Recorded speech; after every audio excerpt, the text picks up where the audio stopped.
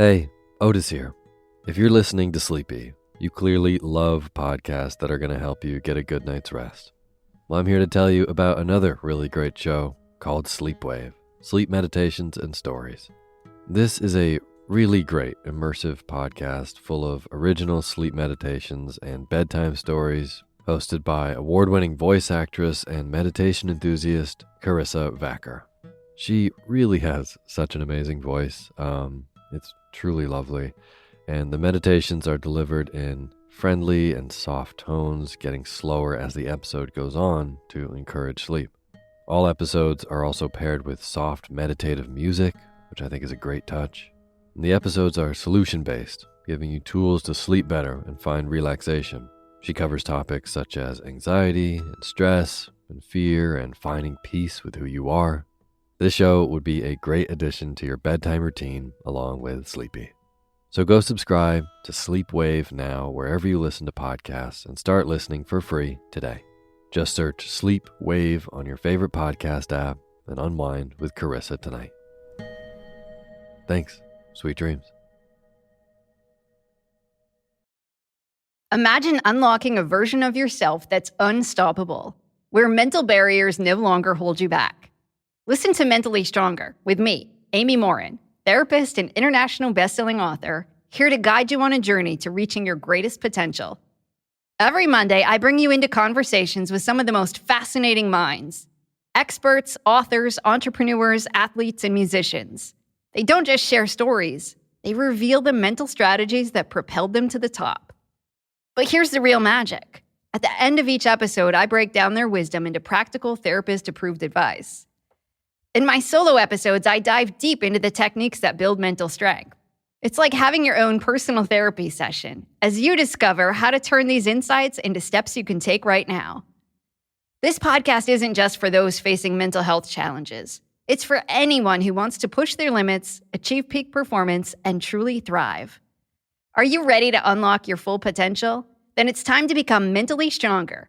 Subscribe to Mentally Stronger with therapist Amy Morin, available wherever you love to listen to podcasts. Hey, my name's Otis Gray, and you're listening to Sleepy.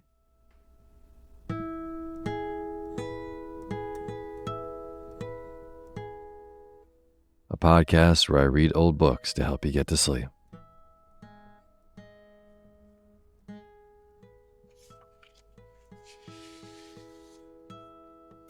Tonight I have a story from an author that I have not read on the show before, Frederick W. Farrar.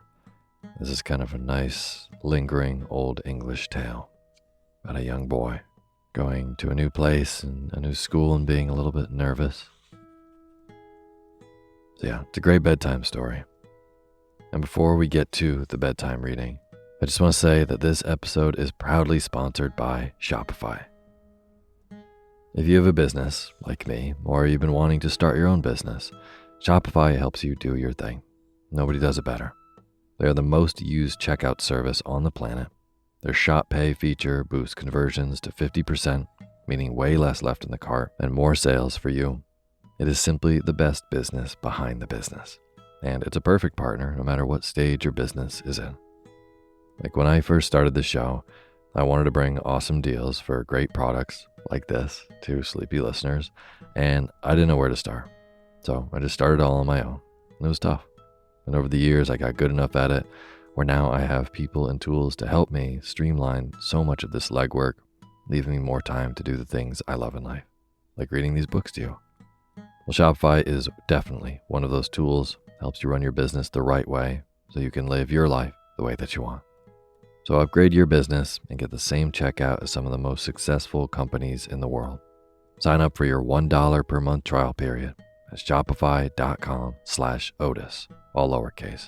Go to shopify.com/OTIS to upgrade your selling today.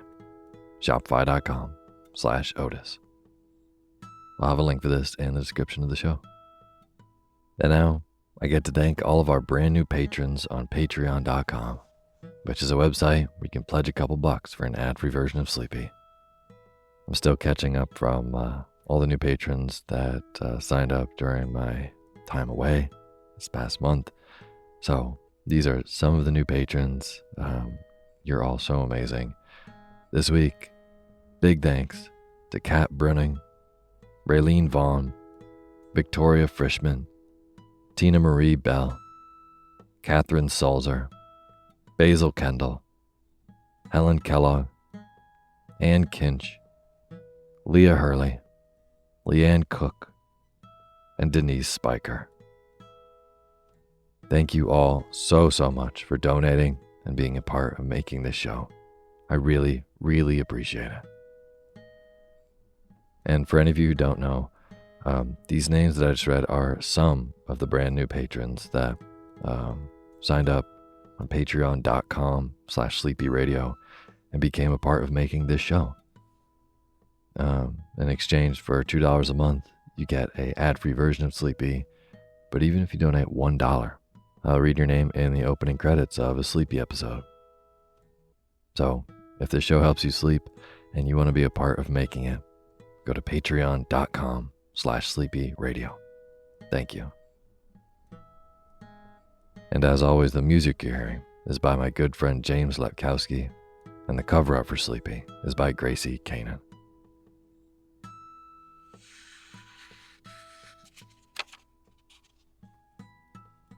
Tonight, I have a nice, long, kind of boring story for you. It's a really well-told story, but it is very calming and kind of rhythmic, very narrative. And it's by Frederick W. Farrar, who I haven't read on the show before. And this is a novel that he wrote called Little by Little. Technically, it's Eric or Little by Little, but I just really like the name Little by Little. So we're going with that. And this is kind of a story of a boy coming to a new place, going to a new school, and facing the trials and tribulations of what that means. Trying to fit in, making friends, navigating bullies. And yeah, it's really well written. I really enjoyed reading it. And Thanksgiving is this week. I'm really excited to be home and getting some good sleep in the woods in Vermont.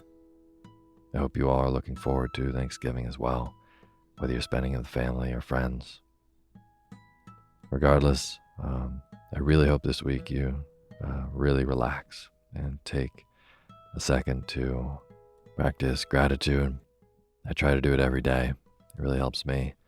And while we're doing that, I just want to say that I'm really grateful for you. I really appreciate there being someone on the end of this microphone when I'm just reading these books. Someone who hopefully appreciates it. So thank you. Okay, that is enough of me yapping. Tonight, I hope you can sleep soundly to this story of Little by Little by Frederick W. Farrar. And now is the time for you to fluff up your pillow just how you like it. Feel yourself melt into your bed. Get real comfortable. Close your eyes and let me read to you.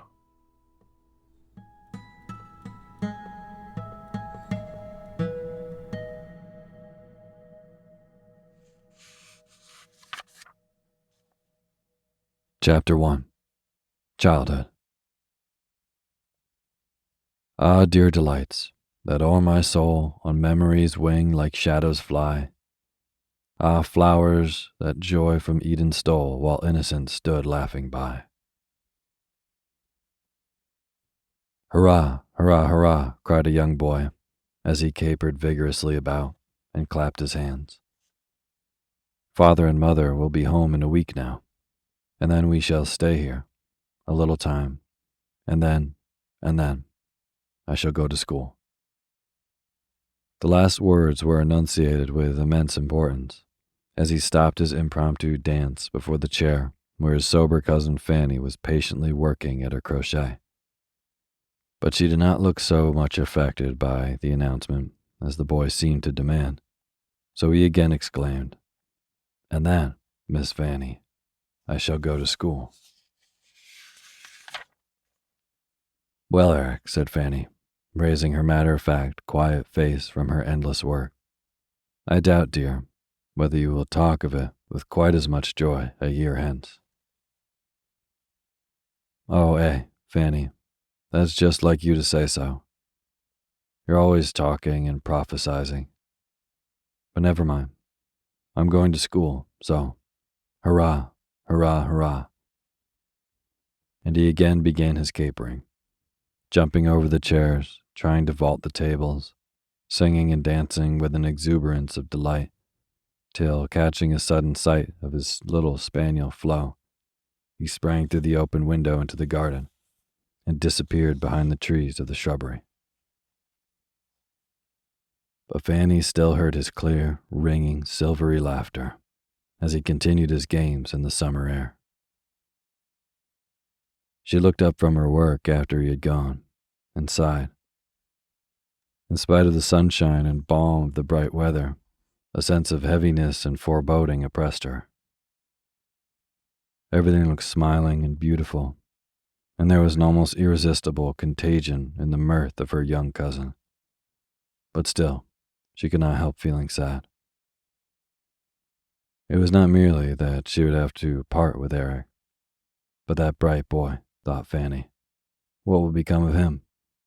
I've heard strange things of schools. Oh, if he should be spoiled and ruined, what misery it would be. Those baby lips, that pure young heart.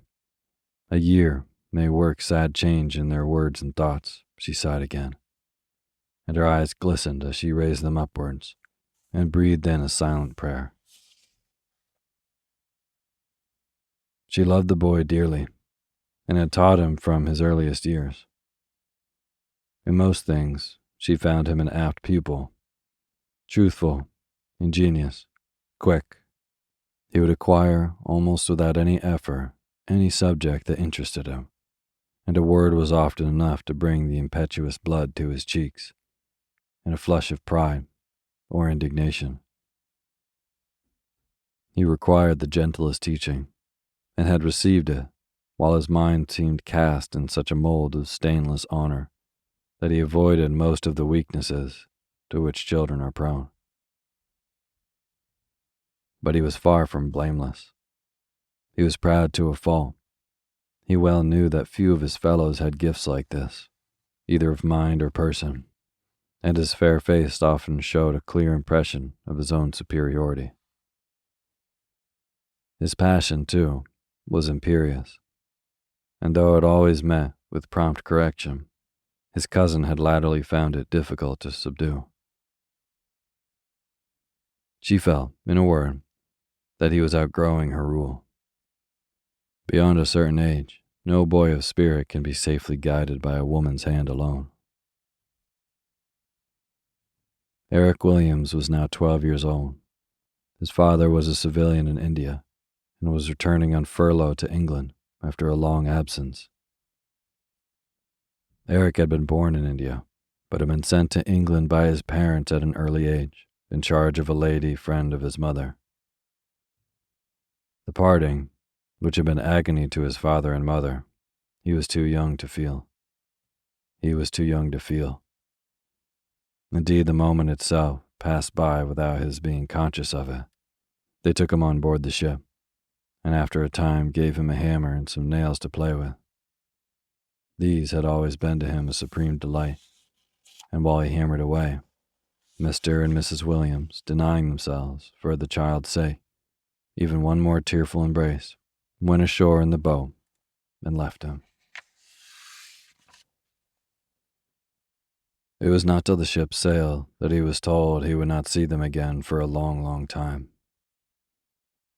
Poor child, his tears and cries were piteous when he first understood it. But the sorrows of 4 years old are very transient, and before a week was over, little Eric felt almost reconciled to his position and had become the universal pet and plaything of everyone on board, and Captain Broadlin down to the cabin boy, with whom he very soon struck up an acquaintance. Yet twice a day, at least, his mirth would be checked as he lisped his little prayer, kneeling at Mrs. Monroe's knee, and asked God to bless his dear, dear father and mother, and make him a good boy.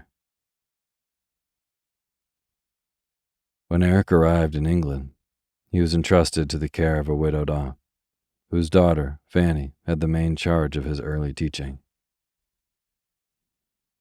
At first, the wayward little Indian seemed likely to form no accession to the quiet household, but he soon became its brightest ornament and pride. Everything was in his favor at the pleasant home of Mrs. Trevor. He was treated with motherly kindness and tenderness, yet firmly checked when he went wrong. From the first, he had a wellspring of strength against temptation, and the long letters which every mail brought from his parents, and all his childish affections were entwined round the fancied image of a brother born since he had left India. In his bedroom, there hung a cherub's head, drawn in pencil by his mother, and this winged child was inextricably identified in his imagination with his little brother Vernon. He loved it dearly, and whenever he went astray, nothing weighed in his mind so strongly as the thought that if he were naughty, he would teach little Vernon to be naughty too when he came home. And nature, also, wisest, gentlest, holiest of teachers, was with him in his childhood. Fairholme Cottage, where his aunt lived, was situated in the beautiful Vale of Ayrton, and a clear stream ran through the valley at the bottom of Mrs. Trevor's orchard. Eric loved this stream, and was always happy as he roamed by its side, or over the low green hills and scattered dingles which lent unusual loveliness to every winding of its waters. He was allowed to go about a good deal by himself, and it did him good. He grew up fearless and self-dependent, and never felt the want of amusement.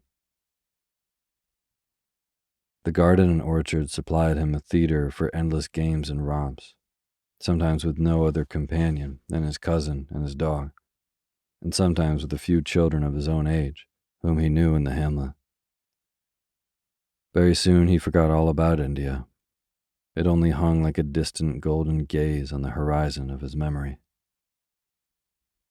When asked if he remembered it, he would say thoughtfully that in dreams and at some other times he saw a little boy with long curly hair running about in a flower garden near a great river in a place where the air was very bright. But whether the little boy was himself or his brother Vernon, whom he had never seen, he couldn't quite tell.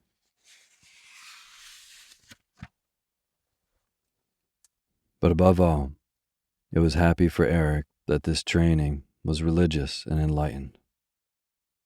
With Mrs. Trevor and her daughter, religion was not a system but a habit, not a theory but a continued act of life.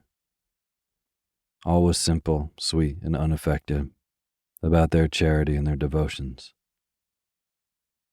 They loved God, and they did all the good they could to those around them.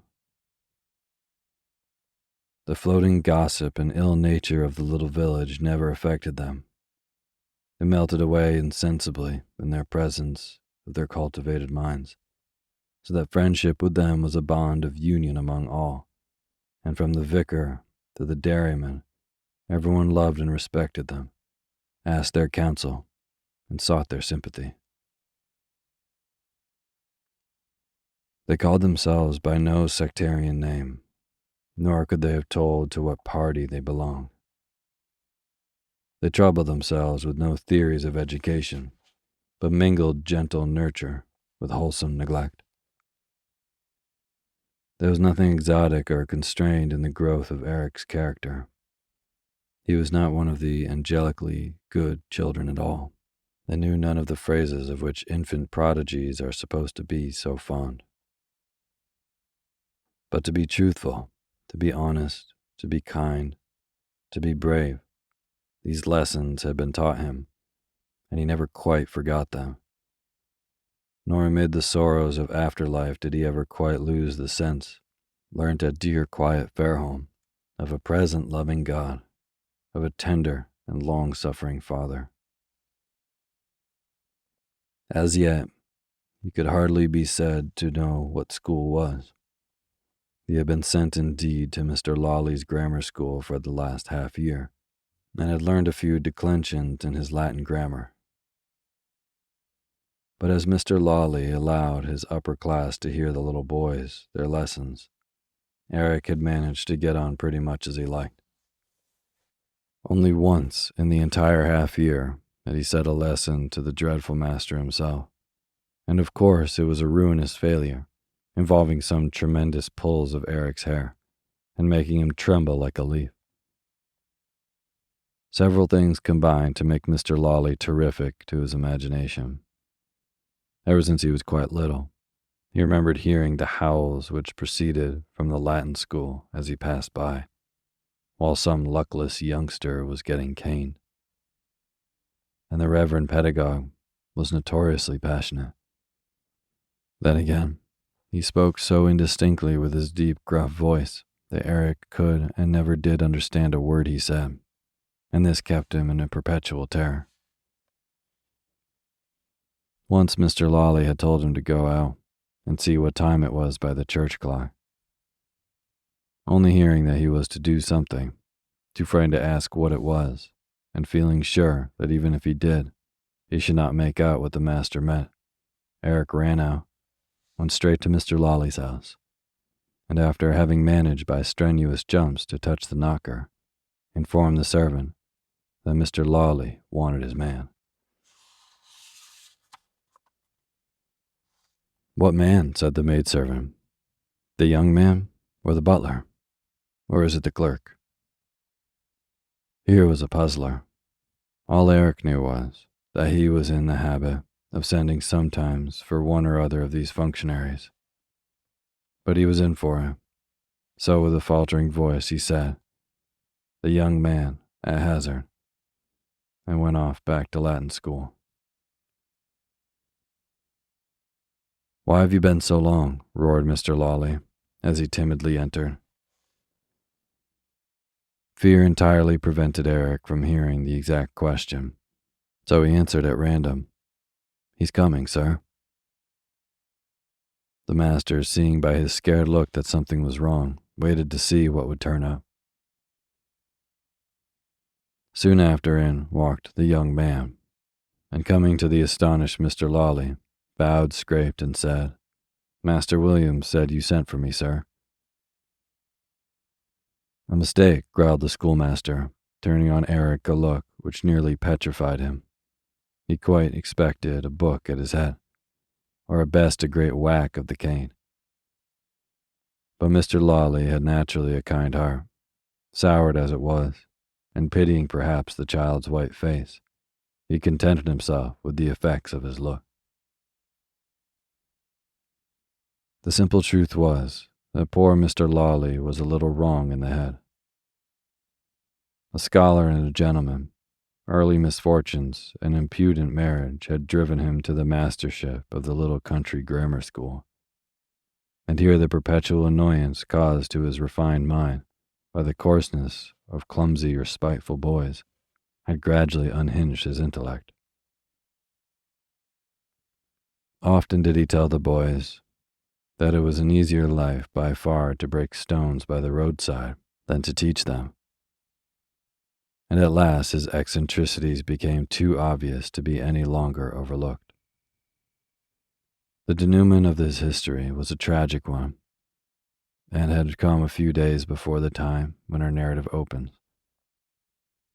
It was a common practice among the Latin school boys, as I suppose among all boys, to amuse themselves by putting a heavy book on the top of a door left partially ajar, and to cry, "Crown him," as the first luckless youngster who happened to come in received the book thundering on his head. One day, just as the trap had been adroitly laid, Mr. Lawley walked in unexpectedly. The moment he entered the schoolroom, down came an Ainsworth dictionary on the top of his hat, and the boy, concealed behind the door, unconscious of who the victim was, enunciated with mock gravity, "Crown him, 3 cheers."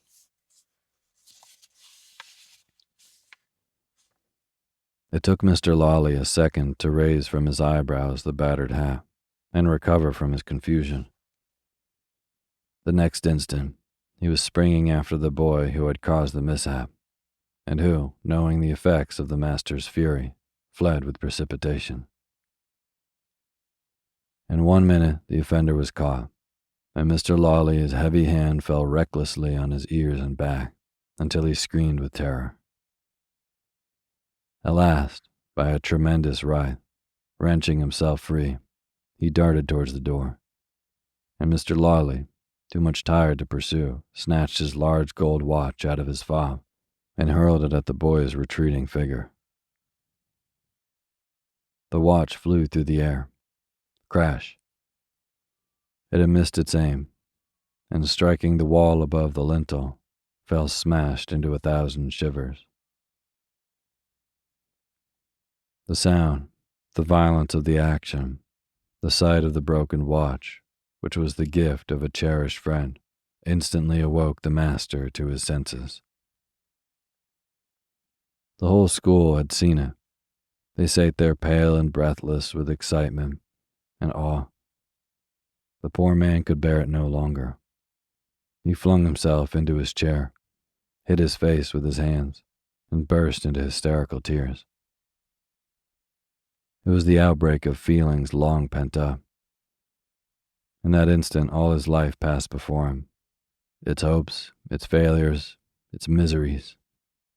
Yes, he thought, I am mad. Raising his head, he cried wildly, Boys, go, I am mad, and sank again into his former position, rocking himself to and fro. One by one, the boys stole out, and he was left alone. The end is soon told. Forced to leave Ayrton, he had no means of earning his daily bread, and the weight of this new anxiety hastening the crisis, the handsome, proud scholar became an inmate of the Brierley Lunatic Asylum. A few years afterwards, Eric heard that he was dead. Poor, broken human heart. May he rest in peace. Such was Eric's first school and schoolmaster. But although he learnt little here, and gained no experience of the character of others or of his town, yet there was one point about Ayrton Latin School which he never regretted. It was the mixture there of all classes. On those benches, gentlemen's sons sat side by side with plebeians, and no harm, but only good, seemed to come from the intercourse. The neighboring gentry, most of whom had begun their education there, were drawn into closer and kindlier union with their neighbors and dependents, from the fact of having been their associates in the days of their boyhood. Many a time afterwards, when Eric, as he passed down the streets, interchanged friendly greetings with some young glazier or tradesman whom he remembered at school, he felt glad that thus early he had learnt practically to despise the accidental and nominal differences which separate man from man.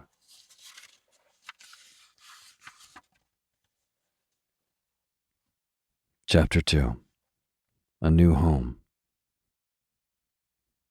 Life hath its May, and all is joyous then. The woods are vocal, and the flowers breathe odor. The very breeze hath myrrh in it. At last the longed-for yet dreaded day approached, and a letter informed the Trevors that Mr. and Mrs. Williams would arrive at Southampton on the 5th of July, and would probably reach Ayrton the evening after. They particularly requested that no one should come to meet them on their landing. We shall reach Southampton, wrote Mrs. Williams, tired, pale, and travel-stained, and I'd much rather see you first at Fairholme, where we shall be spared the painful constraint of a meeting in public. So please expect our arrival at about 7 in the evening. Poor Eric, although he'd been longing for the time ever since the news came, yet now he was too agitated for enjoyment. Exertion and expectation made him restless, and he could settle down to nothing all day, every hour of which hung most heavily on his hands. At last the afternoon wore away, and a soft summer evening filled the sky with its gorgeous calm. Far off they caught the sound of wheels. A carriage dashed up to the door, and the next moment Eric sprung into his mother's arms. "Oh, mother, mother, my own darling, darling boy." And as the pale, sweet face of the mother met the bright and rosy child face, each of them was wet with a rush of unbidden tears. In another moment, Eric had been folded to his father's heart and locked in the arms of his little brother Vernon. Who shall describe the emotions of those few moments? They did not seem like early moments. They seemed to belong not to time, but to eternity. The first evening of such a scene is too excited to be happy. The little party at Fairholme retired early, and Eric was soon fast asleep with his arm round his newfound brother's neck. Quiet steps entered the chamber, and noiselessly the father and mother sat down by the bedside of their children. Earth could have shown no scene more perfect in its beauty than that which met their eyes. The pure moonlight flooded the little room and showed distinctly the forms and countenances of the sleepers, whose soft, regular breathing was the only sound that broke the stillness of the July night. The small, shining, flower-like faces, with their fair hair, the trustful, loving arms folded round each brother's neck, the closed lids and parted lips, made an exquisite picture, and one never to be forgotten. Side by side, without a word, the parents knelt down, and with eyes wet with tears of joyfulness, poured out their hearts in passionate prayer for their young and beloved boys. Very happily the next month glided away. A new life seemed open to Eric in the world of rich affections which had unfolded itself before him. His parents, above all, his mother, were everything that he had longed for, and Vernon more than fulfilled to his loving heart the ideal of his childish fancy. He was never tired of playing with and patronizing his little brother, and their rambles by stream and hill made those days appear the happiest he had ever spent. Every evening, for having lived all his life at home, he had not yet laid aside the habits of early childhood. He said his prayers by his mother's knee, and at the end of one long summer's day, when prayers were finished and full of life and happiness, he lay down to sleep. "Oh, mother," he said, "I am so happy. I like to say my prayers when you are here." "Yes, my boy, and God loves to hear them." "Aren't there some who never say prayers, mother?" "Very many, love, I fear." "How unhappy they must be. I shall always love to say my prayers." "Ah, Eric, God grant that you may." And the fond mother hoped he always would. But these words often came back to Eric's mind in later and less happy days, days when that gentle hand could no longer rest lovingly on his head, when those mild blue eyes were dim with tears, and the poor boy, changed in heart and life, often flung himself down with an unreproaching conscience to prayerless sleep. It had been settled that in another week, Eric was to go to school in the Isle of Roslin. Mr. Williams had hired a small house in the town of Ellen, and intended to stay there for his year of furlough, at the end of which period Vernon was to be left at Fairholme, and Eric in the house of the headmaster of the school. Eric enjoyed the prospect of all things, and he hardly fancied that paradise itself could be happier than a life at the seaside with his father and mother and Vernon, combined with the commencement of schoolboy dignity. When the time for the voyage came, his first glimpse of the sea, and the sensation of sailing over it with only a few planks between him and the deep waters, struck him silent with admiring wonder. It was a cloudless day. The line of blue sky melted into the line of blue wave, and the air was filled with sunlight. At evening, they landed, and the coach took them to Elan. On the way, Eric saw for the first time the strength of the hills, so that when they reached the town and took possession of their cottage, he was dumb with the inrush of new and marvelous impressions. Next morning he was awake early, and jumping out of bed, as not to disturb the sleeping Vernon, he drew up the window blind and gently opened the window. A very beautiful scene burst on him, one destined to be long mingled with all his most vivid reminiscences. It had been too dark on their arrival the evening before to get any definite impression of their residence, so that the first glimpse of it filled him with delighted surprise. Not 20 yards away below the garden, in front of the house, lay Elan Bay, at that moment rippling with golden laughter in the fresh breeze of sunrise. On either side of the bay was a bold headland, the one stretching out in a series of broken crags, the other terminating in a huge mass of rock, called from its shape the Stack. To the right lay the town, with its gray old castle, and the mountain stream running through it into the sea. To the left, high above the beach, rose the crumbling fragment of a picturesque fort, behind which towered the lofty buildings of Roslyn School. Eric learnt the whole landscape by heart, and thought himself a most happy boy to come to such a place. He fancied that he should never be tired of looking at the sea, and could not take his eyes off the great buoy that rolled about in the center of the bay, and flashed in the sunlight at every move. He turned round full of hope and spirits, and, after watching for a few moments the beautiful face of his sleeping brother, awoke him with boisterous mirth. "Now, Vernie," he cried, as the little boy sprang eagerly out of bed, "don't look till I tell you." And putting his hands over Vernon's eyes, he led him to the window. Then he threw up the sash and embodied all his sensations in one word: "There." To which apostrophe Vernon, after a long gaze, could make no other answer than, "Oh, Eric, oh, I say." That day, Eric was to have his first interview with Dr. Rollins. The school had already reopened, and one of the boys passed by the window while they were breakfasting. He looked very happy and engaging, and was humming a tune as he strolled along. Eric started up and gazed after him with the most intense curiosity.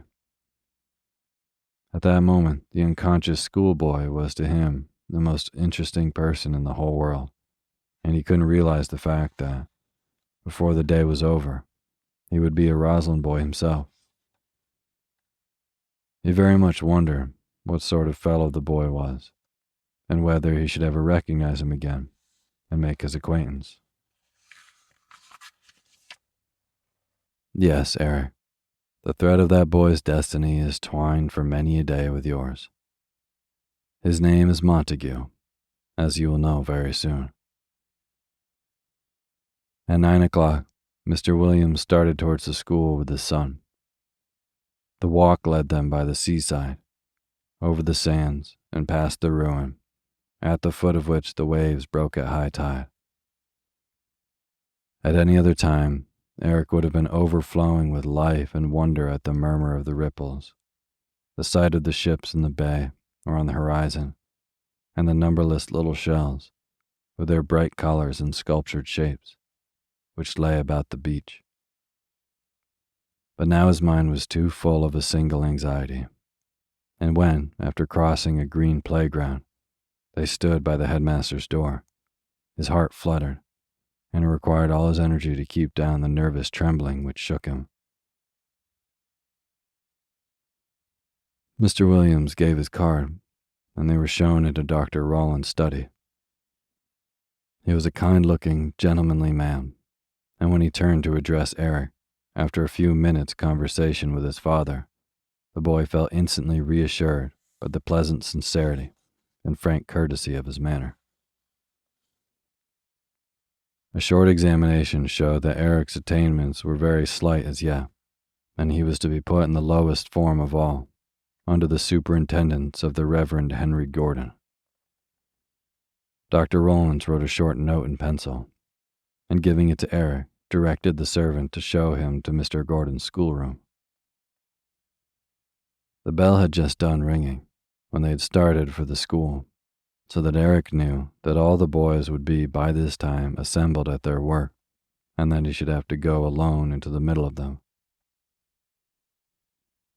As he walked after the servant, through the long corridors and up the broad stairs, he longed to make friends with him, so as, if possible, to feel less lonely.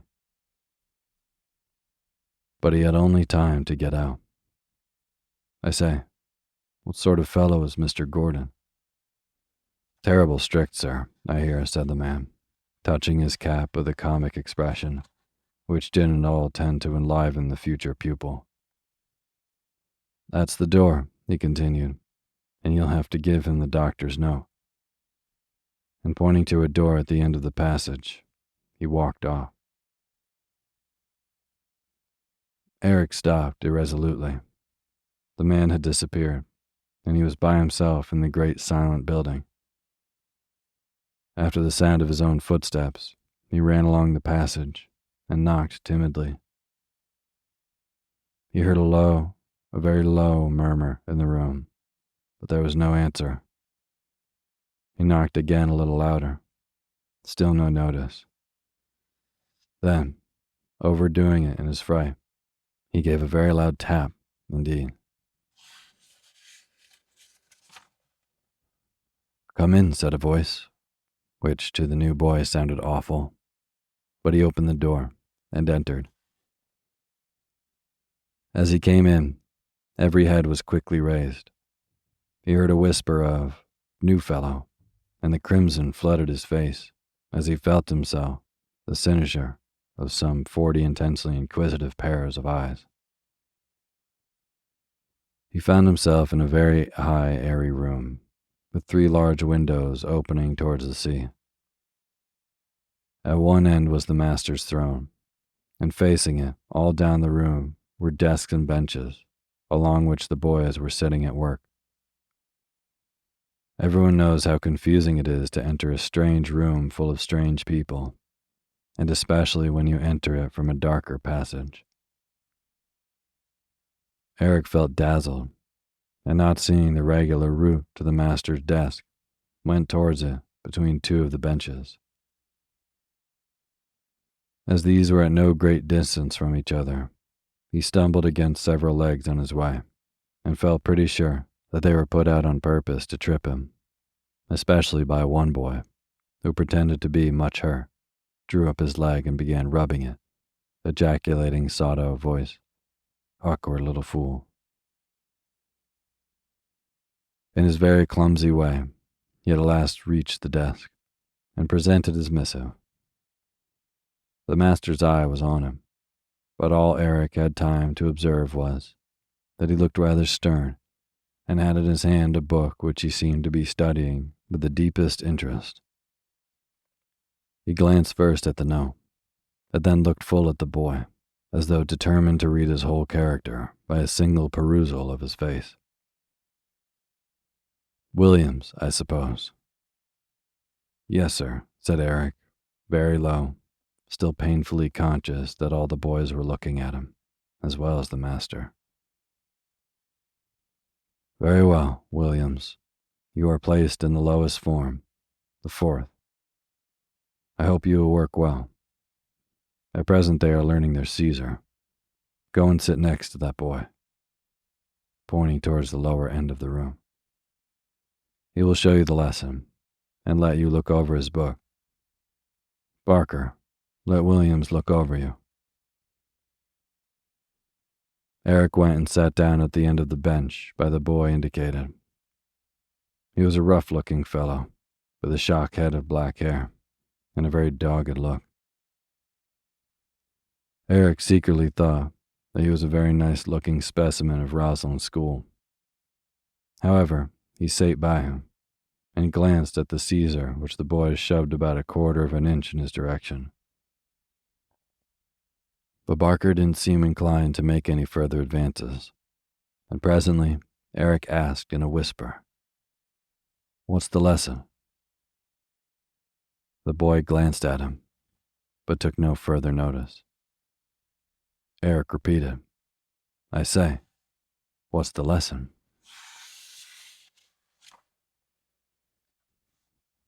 Instead of answering, Barker stared at him and grunted. "What's your name?"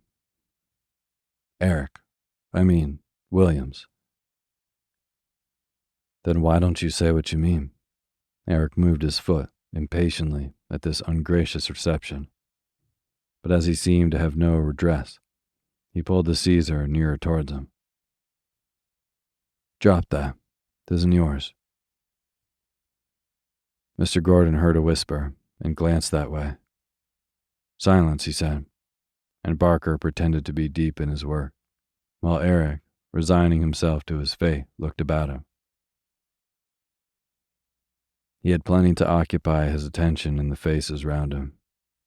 He furtively examined Mr. Gordon as he bent over his high desk, writing, but couldn't make out the physiognomy. There had been something reserved and imperious in the master's manner, yet he thought he would not dislike him on the whole. With the countenances of his future schoolfellows, he was not altogether pleased, but there were one or two which thoroughly attracted him. One boy, whose side face was turned towards him as he sat on the bench in front, took his fancy particularly. So tired of doing nothing, he plucked up courage, and leaning forward whispered, "Do lend me your Caesar for a few minutes." The boy at once handed it to him with a pleasant smile, and as the lesson was marked, Eric had time to hurry over a few sentences when Mr. Gordon's sonorous voice exclaimed, "Fourth form, come up." Some 20 of the boys went up and stood in a large semicircle around the desk. Eric, of course, was placed last, and the lesson commenced. "Russell, begin," said the master, and immediately the boy who had handed Eric his Caesar began reading a few sentences and construed them very creditably, only losing a place or two. He had a frank, open face, bright, intelligent, fearless eyes, and a very taking voice and manner. Eric listened admiringly and felt sure he would like him. Barker was put on next. He bungled through the Latin in a grating, irresolute sort of way, with several false quantities, for each of which the next boy took him up. Then he began to construe a frightful confusion of nominatives without verbs, accusatives translated as ablatives, and adverbs turned into prepositions, ensued, and after a hopeless flounder, during which Mr. Gordon left him entirely to himself, Barker came to a full stop. His catastrophe was so ludicrous that Eric could not help joining in the general titter. Barker scowled. "As usual, Barker," said the master, with a curl of the lip. "Hold out your hand." Barker did so, looking sullen defiance, and the cane immediately descended on his open palm. 6 similar cuts followed, during which the form looked on, not without terror, and Barker, squeezing his hands tight together, went back to his seat. "Williams, translate the piece in which Barker has just failed." Eric did as he was bid, and got through it pretty well. He had now quite recovered his ordinary bearing, and spoke out clearly and without nervousness. He afterwards won several places by answering questions, and at the end of the lesson was marked about halfway up the form. The boys' numbers were taken down in a weekly register, and they went back to their seats. On his desk, Eric found a torn bit of paper, on which was clumsily scrawled, "I'll teach you to grin when I'm turned, you young brute." The paper seemed to fascinate his eyes. He stared at it fixedly and argued ominously of Barker's intentions, since that worthy obviously alluded to his having smiled in form, and chose to interpret it as an intentional provocation. He felt that he was in for it, and that Barker meant to pick a quarrel with him. This puzzled and annoyed him, and he felt very sad to have found an enemy already. While he was looking at the paper, the great school clock struck 12, and the captain of the form, getting up, threw open the folding doors of the schoolroom. "You may go," said Mr. Gordon, and leaving his seat, disappeared by a door at the farther end of the room. Instantly there was a rush for caps, and the boys poured out in a confused and noisy stream, while at the same moment the other schoolrooms disgorged their inmates. Eric naturally went out among the last, but just as he was going to take his cap, Barker seized it and flung it with a whoop to the end of the passage, where it was trampled on by a number of the boys as they ran out. Eric, gulping down his fury with great effort, turned to his opponent and said coolly, "Is that what you always do to new fellows?" "Yes, you bumptious young owl, it is, and that too." And a tolerably smart slap on the face followed, leaving a red mark on the cheek, already aflame with anger and indignation. "Should you like a little more?"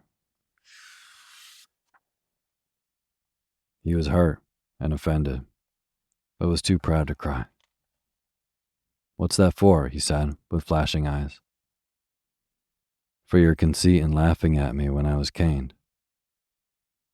Eric stamped. "I did nothing of the kind, and you know it as well as I do."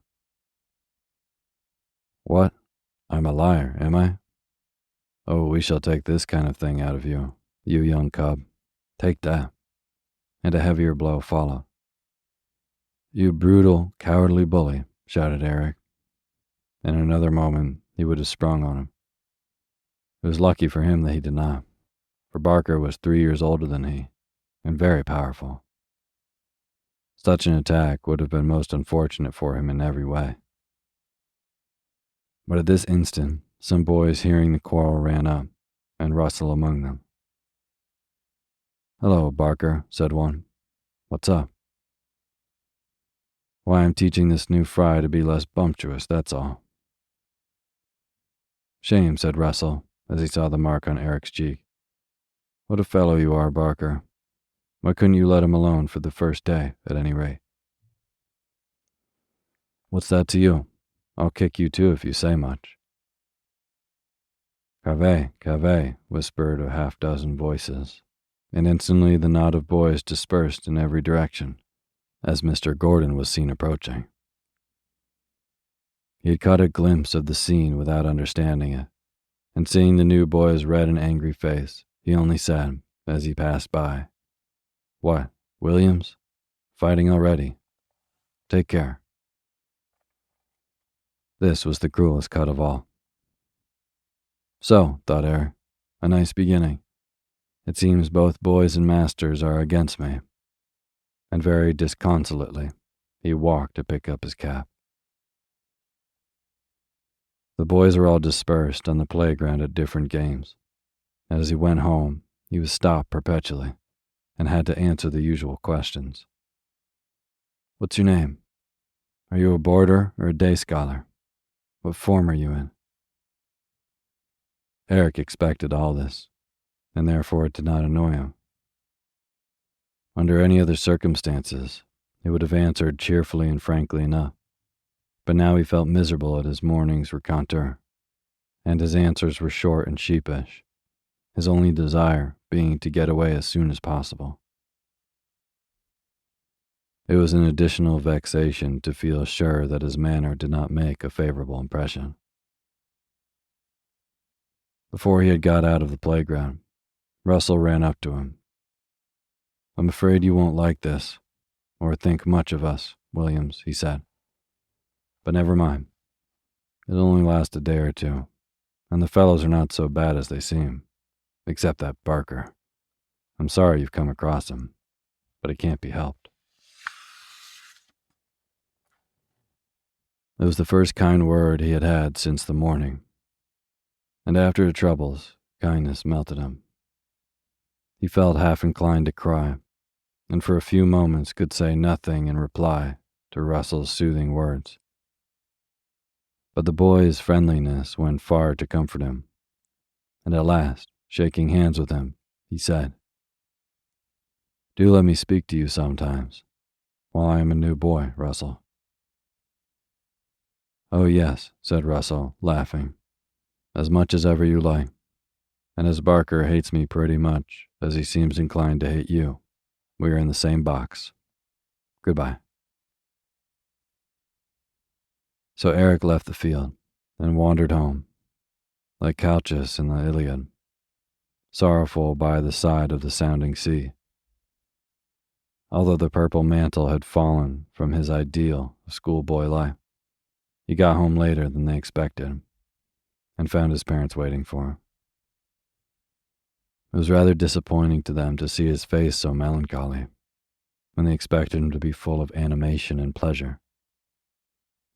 Mrs. Williams drew her own conclusions from the red mark on his cheek, as well as the traces of tears welling into his eyes. But like a wise mother, she asked nothing and left the boy to tell his own story, which in time he did, omitting all the painful part, speaking enthusiastically of Russell, and only admitting that he had been a little teased. Hey, it's Otis here. Before we get to the bedtime reading, I wanted to let you know that I just launched a brand new show. It's called The Daily Book Club, a daytime companion to Sleepy, where you hear entire books one chapter at a time, one day at a time. Simple as that. So if Sleepy is how you wind down your day, the Daily Book Club is a great way to start your day. There's new episodes daily. I read in a slightly peppier voice so that you can get really lost in these amazing stories that have stood the test of time.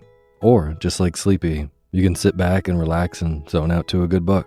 The first book we'll be reading is The Enchanted April by Elizabeth von Arnim. Story is, in the 1920s, 4 women unfulfilled with life take a chance and abscond to a dreamy medieval Italian castle. It's a story dripping with wisteria, the beauty of solitude, and an unlikely pursuit of joy in Portofino, Italy. I think that this is a perfect story for the season, and you can hear it now. Find the Daily Book Club on Spotify, Apple Podcasts, and everywhere else. This show has been a long time coming, and I'm so excited to bring you even more stories. So go subscribe to the Daily Book Club to hear what happens next. Thanks.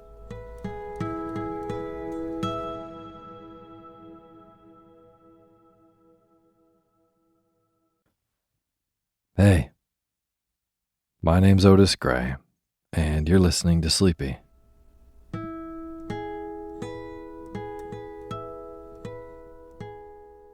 A podcast where I read old books to help you get to sleep.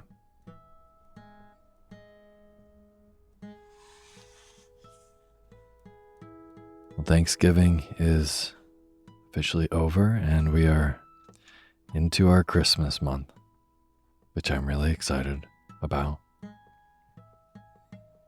And I've got a nice Christmas story for you, and as I'm recording, our lovely co-producer Engine, the cat, will not leave me alone. So she's going to be recording the intro with us tonight. Right, Engine? Yeah, I know. So before we get to our bedtime reading, Engine and I would just profoundly like to thank all of our brand new patrons on patreon.com, which is a website where you can go and pledge a couple bucks for for an ad-free version of the show and help buy food for this little cat and I. So this week's wonderful new patrons: Mavie Marcos, Molly Graham, Hunt Road, Kevin, Gina Hill, Unicorn Commander, Katie Golding Metcham, Junior Perez, William Brannon, Brittany, Patrick Monahan, Annika Vatland, Aaron Ralph, and Margaret Albrizio. Thank you all so much for being a part of making this show. It really means a lot. And these are actually not even all the names that are recent patrons of the show. I'm still doing a little catch up from being back last month. So you'll hear more names of patrons that donated in this last week. But to the patrons who I just read, thank you so much. And if you're listening and you have no idea what I'm talking about, Patreon is just a site where you can directly support the people who make the stuff that you like.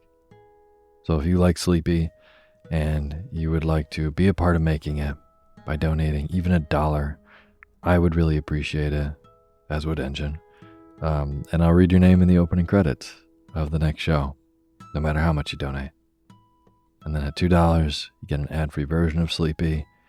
Regardless, it's just great to have you be a part of making the show if you're a listener. So, again, if you want to be a part of it and support the show, go to patreon.com/sleepyradio. And as always, the music you're hearing is by my good friend James Lepkowski, and the cover art for Sleepy is by Gracie Kanan.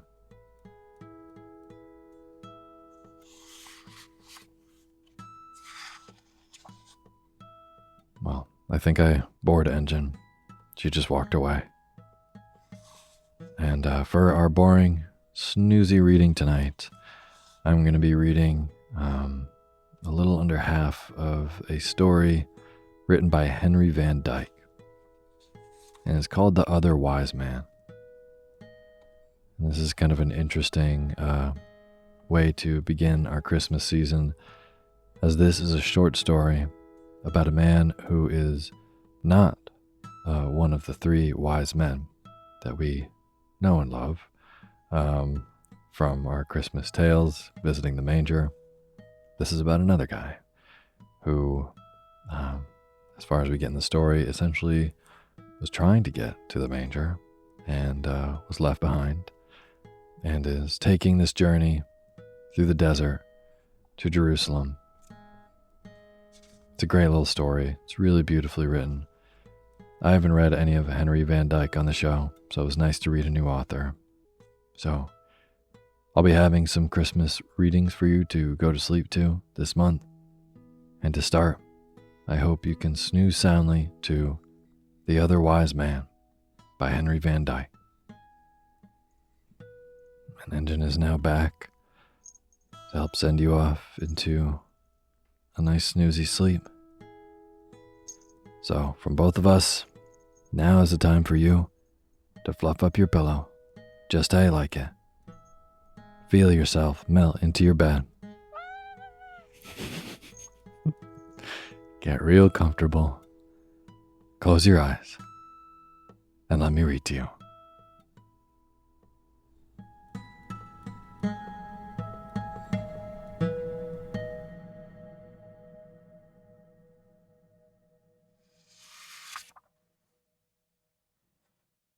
The Other Wise Man by Henry Van Dyke.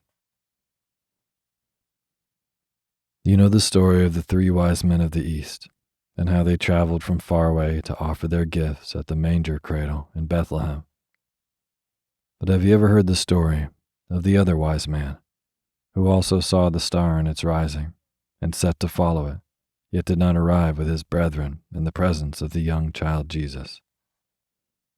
Of the great desire of this fourth pilgrim, and how it was denied, yet accomplished in the denial, of his many wanderings and the probations of his soul, of the long way of his seeking, and the strange way of his finding the one whom he sought, I would tell the tale as I have heard fragments of it in the Hall of Dreams, in the palace of the heart of man. Part 1. In the days when Augustus Caesar was master of many kings, and Herod reigned in Jerusalem, there lived in the city of Ecbatana, among the mountains of Persia, a certain man named Artaban. His house stood close to the outermost of the walls which encircled the royal treasury. From his roof, he could look over the sevenfold battlements of black and white, and crimson and blue, and red and silver and gold, to the hill where the summer palace of the Parthian emperors glittered like a jewel in a crown. Around the dwelling of Artaban spread a fair garden, a tangle of flowers and fruit trees, watered by a score of streams descending from the slopes of Mount Orontes, and made musical by innumerable birds. But all color was lost in the soft and odorous darkness of the late September night, and all sounds were hushed in the deep charm of its silence, save the plashing of the water, like a voice half sobbing and half laughing under the shadows. High above the trees, a dim glow of light shone through the curtained arches of the upper chamber, where the master of the house was holding counsel with his friends. He stood by the doorway to greet his guests, a tall, dark man of about 40 years, with brilliant eyes set near together under his broad brow, and firm lines graven around his fine, thin lips, the brow of a dreamer, and the mouth of a soldier, a man of sensitive feeling but inflexible will, one of those who, in whatever age they may live, are born for inward conflict and a life of quest. His robe was of pure white wool, thrown over a tunic of silk, and a white pointed cap with long lapels at the sides rested on his flowing black hair. It was the dress of the ancient priesthood of the Magi, called the fire worshippers. "Welcome," he said, in his low, pleasant voice, as one after another entered the room. "Welcome, Abdus. Peace be with you. Rhodaspes and Tigranes, and with you, my father, Abgarus. You are all welcome. This house grows bright with the joy of your presence."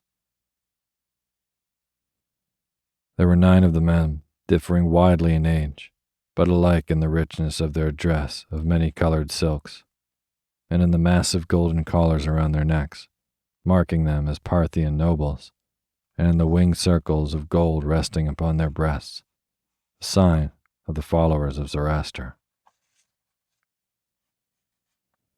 They took their places around a small black altar at the end of the room, where a tiny flame was burning. Artaban, standing beside it and waving a barsom of thin tamarisk branches above the fire, fed it with dry sticks of pine and fragrant oils. Then he began the ancient chant of the Yasna, and the voices of his companions joined in the hymn to Ahura Mazda. "We worship the Spirit Divine, all wisdom and goodness possessing, surrounded by holy immortals, the givers of bounty and blessing. We join the work of his hands, his truth, and his power of confessing. We praise all the things that are pure, for these are his only creation, the thoughts that are true, and the words and the deeds that have won approbation. These are supported by him, and for these we make adoration. Hear us, O Mazda, thou livest in truth and heavenly gladness. Cleanse us from falsehood, and keep us from evil and bondage to badness. Pour out the light and the joy of thy light on our darkness and sadness. Shine on our gardens and fields. Shine on our working and waving. Shine on the whole race of man, believing and unbelieving. Shine on us now through the night. Shine on us now in thy might. the flame of our holy love, and the song of our worship receiving. The fire rose with the chant, throbbing as if the flame responded to the music, until it cast a bright illumination through the whole apartment, revealing its simplicity and splendor. The floor was laid with tiles of dark blue veined with white. Pilasters of twisted silver stood out against the blue walls. The clear story of round-arched windows above them was hung with azure silk. The vaulted ceiling was a pavement of blue stones, like the body of heaven in its clearness, sewn with silver stars. From the four corners of the roof hung 4 golden magic wheels, called the tongues of the gods. At the eastern end, behind the altar, there were 2 dark red pillars of porphyry. Above them a lintel of the same stone, on which was carved the figure of a winged archer, with his arrow set to the string and his bow drawn. The doorway between the pillars, which opened up the terrace of the roof, was covered with a heavy curtain of the color of a ripe pomegranate, embroidered with innumerable golden rays shooting upward from the floor. In effect, the room was like a quiet, starry night, all azure and silver, flushed in the cast with rosy promise of the dawn. It was, as the house of a man should be, an expression of the character and spirit of the master. He turned to his friends when the song was ended and invited them to be seated on the divan at the western end of the room. "You've come tonight," said he, looking around the circle, "at my call, as the faithful scholars of Zoroaster, to renew your worship and rekindle your faith in the God of purity, even as this fire has been rekindled on the altar. We worship not the fire, but him of whom it is the chosen symbol, because it is the purest of all created things. It speaks to us of one who is light and truth. Is it not so, my father?" "It is well said, my son," answered the venerable Abgarus. "The enlightened are never idolaters. They lift the veil of form and go in the shrine of reality, and new light and truth are coming to them continually through the old symbols. Hear me then, my father and my friends," said Artaban, "while I tell you of the new light and truth that have come to me through the most ancient of all signs.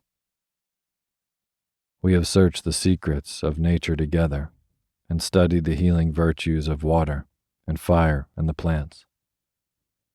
We have read also the books of prophecy, in which the future is dimly foretold in words that are hard to understand.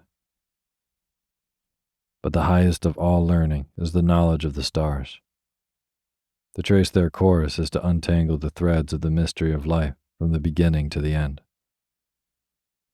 If we could follow them perfectly, nothing would be hidden from us. But is not our knowledge of them still complete? Are there not many stars still beyond our horizon, lights that are known only to the dwellers in the far south land, among the spice trees of Punt and the gold mines of Ophir?" There was a murmur of assent among the listeners. "The stars," said Tigranes, "are the thoughts of the Eternal. They are numberless.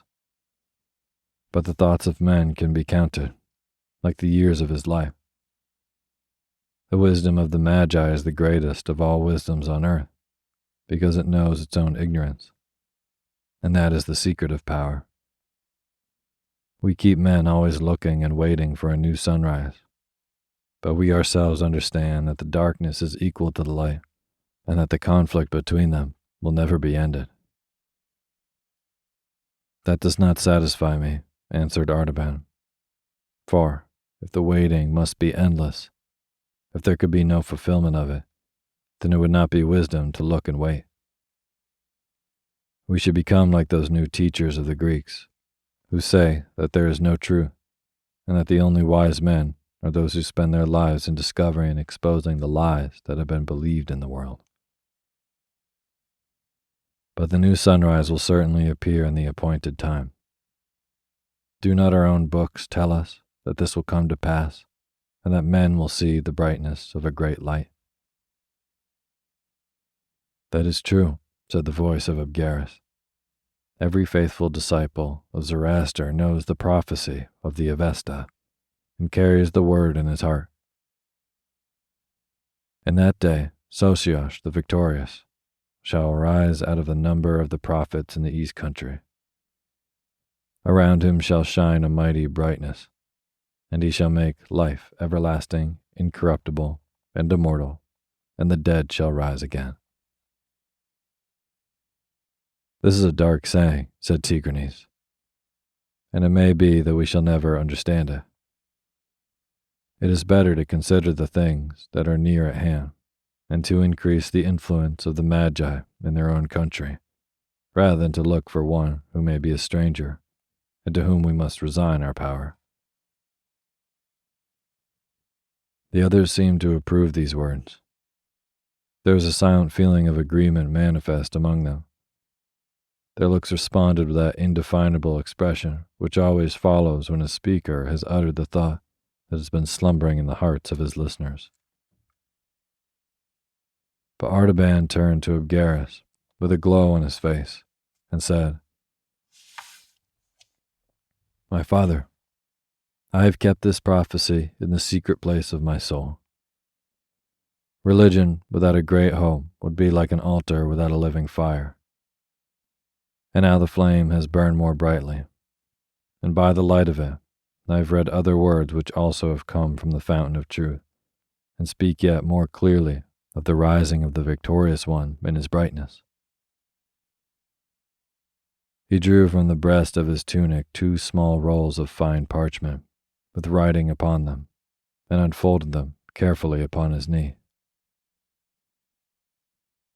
"In the years that are lost in the past, long before our fathers came into the land of Babylon, there were wise men in Chaldea, from whom the first of the Magi learned the secret of the heavens.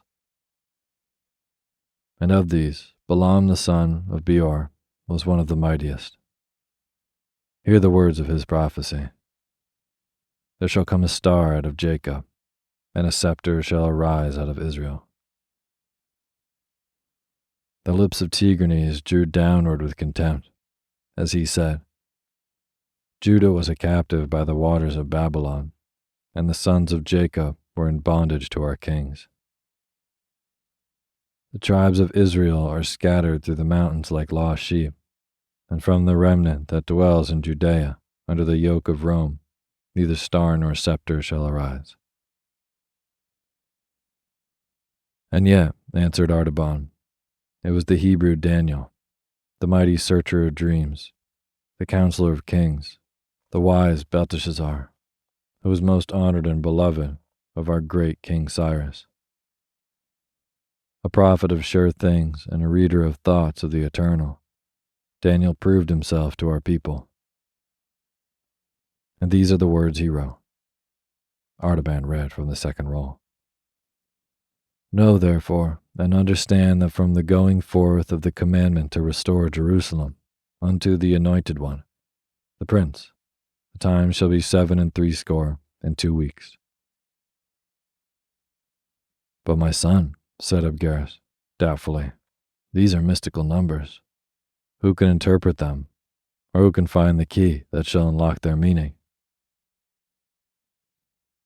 Artaban answered, "It has been shown to me and to my 3 companions among the Magi, Caspar, Melchior, and Balthazar. We have searched the ancient tablets of Chaldea and commuted the time. It falls in this year. We have studied the sky, and in the spring of the year we saw 2 of the greatest planets draw near together in the sign of the fish, which is the house of the Hebrews. We also saw a new star there, which shone for 1 night and then vanished. Now again the 2 great planets are meeting. This night is their conjunction. My 3 brothers are watching by the ancient temple of the 7 spheres, at Borsippa, in Babylonia, and I am watching here. If the star shines again, they will wait 10 days for me at the temple, and then we will set out together for Jerusalem to see and worship the promised one who shall be born King of Israel. I believe the sign will come. I have made ready for the journey. I have sold my possessions and bought these 3 jewels, a sapphire, a ruby, and a pearl, to carry them as tribute to the king. And I ask you to go with me on the pilgrimage, that we may have joy together in finding the prince who is worthy to be served. While he was speaking, he thrust his hand into the inmost fold of his girdle and drew out 3 great gems. One blue as a fragment of the night sky, one redder than a ray of sunrise, and one as pure as the peak of a snow mountain at twilight, and laid them on the outspread scrolls before him. But his friends looked on with strange and alien eyes. A veil of doubt and mistrust came over their faces, like a fog creeping up from the marshes to hide the hills. They glanced at each other with looks of wonder and pity, as those who have listened to incredible sayings, the story of a wild vision, or the proposal of an impossible enterprise. At last Tigranes said, "Artaban, this is a vain dream. It comes from too much looking upon the stars and the cherishing of lofty thoughts. It would be wiser to spend the time in gathering money for the new fire temple at Chala. No king will ever rise from the broken race of Israel, and no end will ever come to the eternal strife of light and darkness. He who looks for it is a chaser of shadows. Farewell." And another said, "Artaban, I have no knowledge of these things, and my office as guardian to the royal treasure binds me here. The quest is not for me, but if thou must follow it, fare thee well." And another said, "In my house there sleeps a new bride, and I cannot leave her, nor take her with me on this strange journey. This quest is not for me, but may thy steps be prospered wherever thou goest. So, farewell." And another said, "I am ill and unfit for hardship, but there is a man among my servants whom I will send with thee when thou goest, to bring me the word of how thou farest." So one by one they left the house of Artaban. But Abgarus, the oldest and the one who loved him the best, lingered after the others had gone, and said gravely, "My son, it may be that the light of the truth is in this sign that has appeared in the skies, and then it will surely lead to the prince and mighty brightness. Or it may be that it is only a shadow of the light, as Tigranes had said, and then he who follows it will have a long pilgrimage and a fruitless search. But it is better to follow even the shadow of the best than to remain content with the worst. And those who would see wonderful things must often be ready to travel alone. I am too old for this journey, but my heart shall be a companion of thy pilgrimage day and night, and I shall know the end of thy quest. Go in peace." Then Abgarus went out of the azure chamber with its silver stars, and Artaban was left in solitude. He gathered up the jewels and replaced them in his girdle. For a long time he stood and watched the flame that flickered and sank upon the altar. Then he crossed the hall, lifted the heavy curtain, and passed out between the pillars of porphyry to the terrace on the roof. The shiver that runs through the earth ere she rouses from her night sleep had already begun, and the cool wind that heralds the daybreak was drawing downward from the lofty snow-traced ravines of Mount Orontes.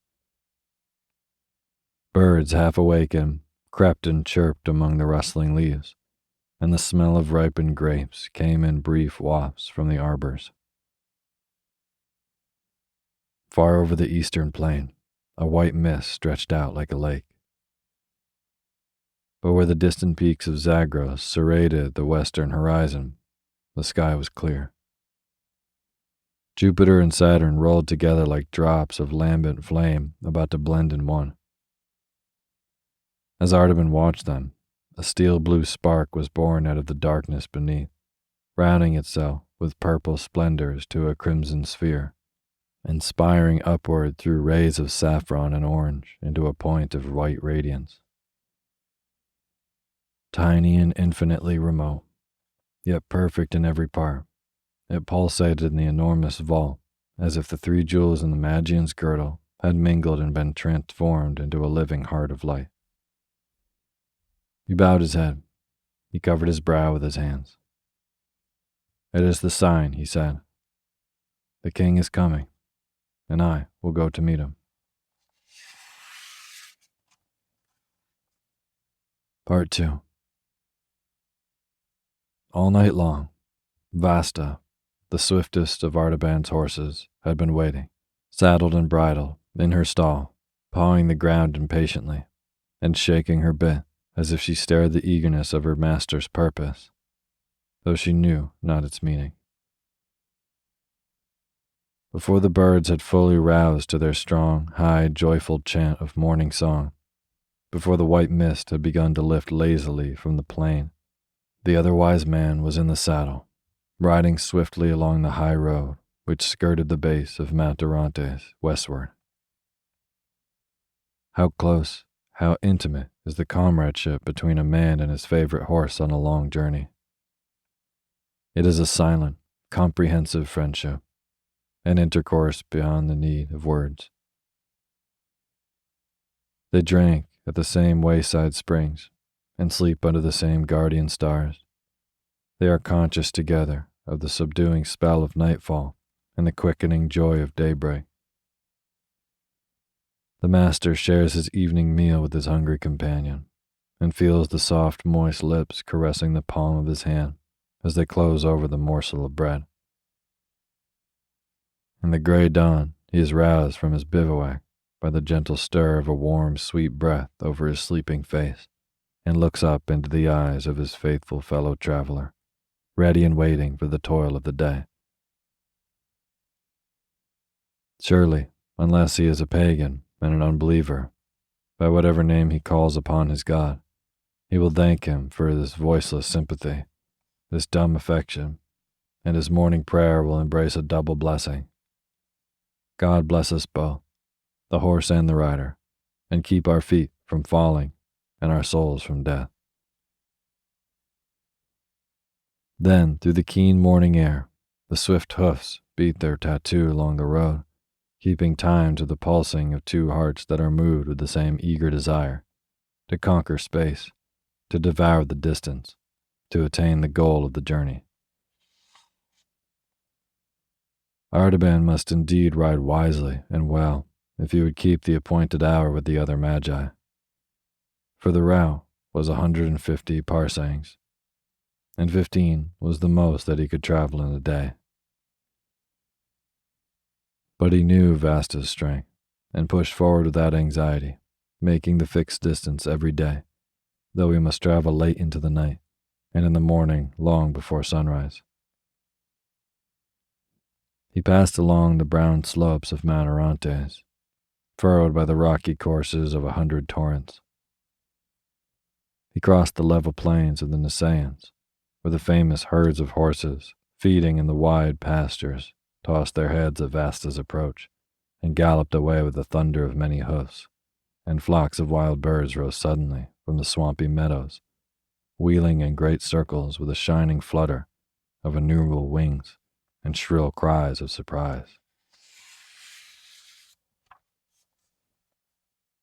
He traversed the fertile fields of Concobar, where the dust from the threshing floors filled the air with a golden mist, half hiding the huge temple of Astarte with its 400 pillars. At Bagastan, among the rich gardens watered by fountains from the rock, He looked up at the mountain, thrusting its immense rugged brow out over the road, and saw the figure of King Darius trampling upon his fallen foes, and the proud list of his wars and conquests graven high upon the face of the eternal cliff. Over many a cold and desolate pass, crawling painfully across the wind-swept shoulders of the hills, down many a black mountain gorge, where the river roared and raced before him like a savage guide, across many a smiling vale, with terraces of yellow limestone full of vines and fruit trees, through the oak graves of Carine and the dark gates of Zagros, walled in by precipices, into the ancient city of Chala, where the people of Samaria have been kept in captivity long ago, and out again by the mighty portal, riven through the encircling hills, where he saw the image of the high priest of the Magi sculpted on the wall of rock.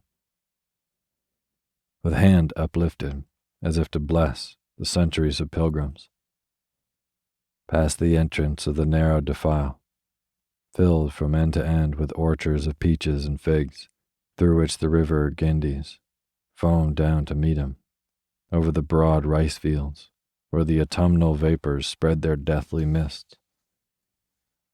Following along the course of the river, under tremulous shadows of poplar and tamarind, among the lower hills, and out upon the flat plain, where the road ran straight as an arrow through the stubble fields and parched meadows.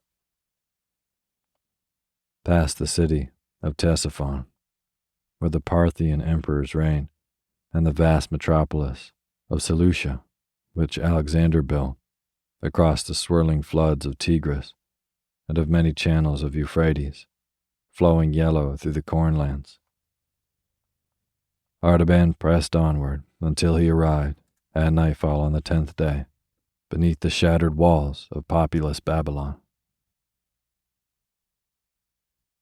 Vasta was almost spent, and Artaban would gladly have turned into the city to find rest and refreshment for himself and for her.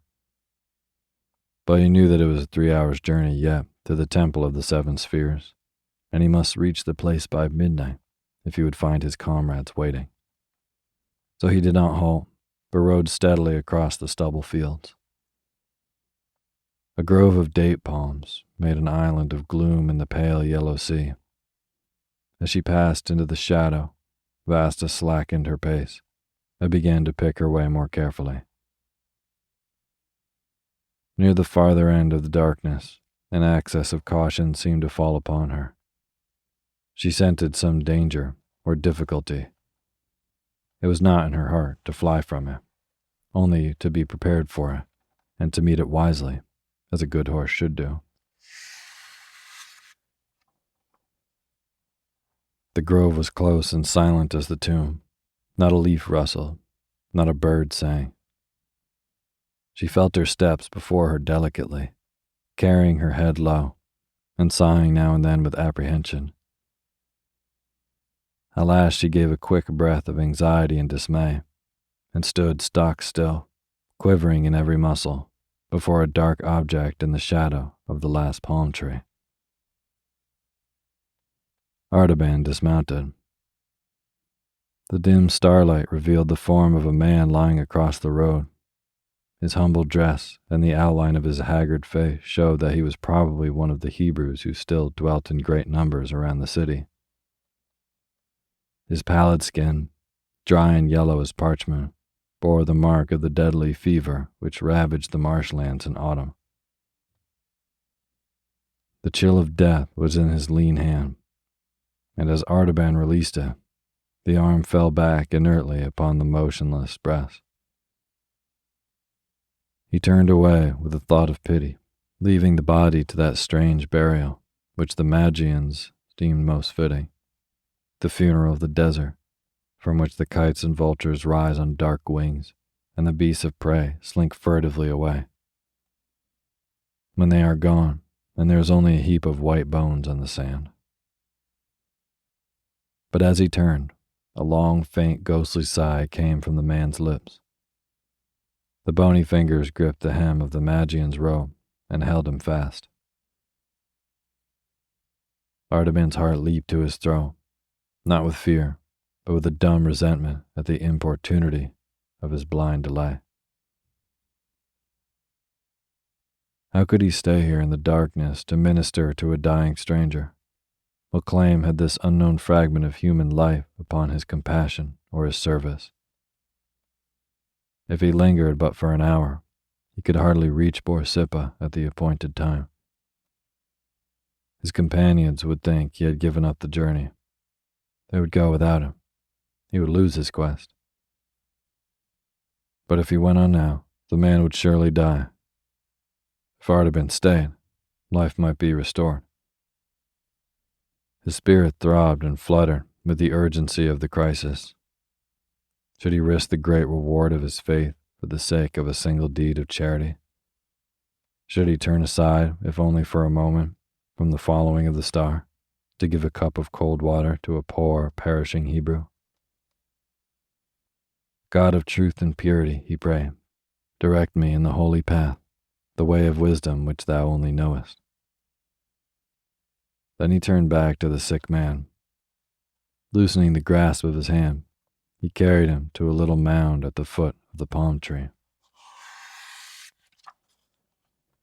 He unbound the thick folds of the turban and opened the garment above the sunken breast.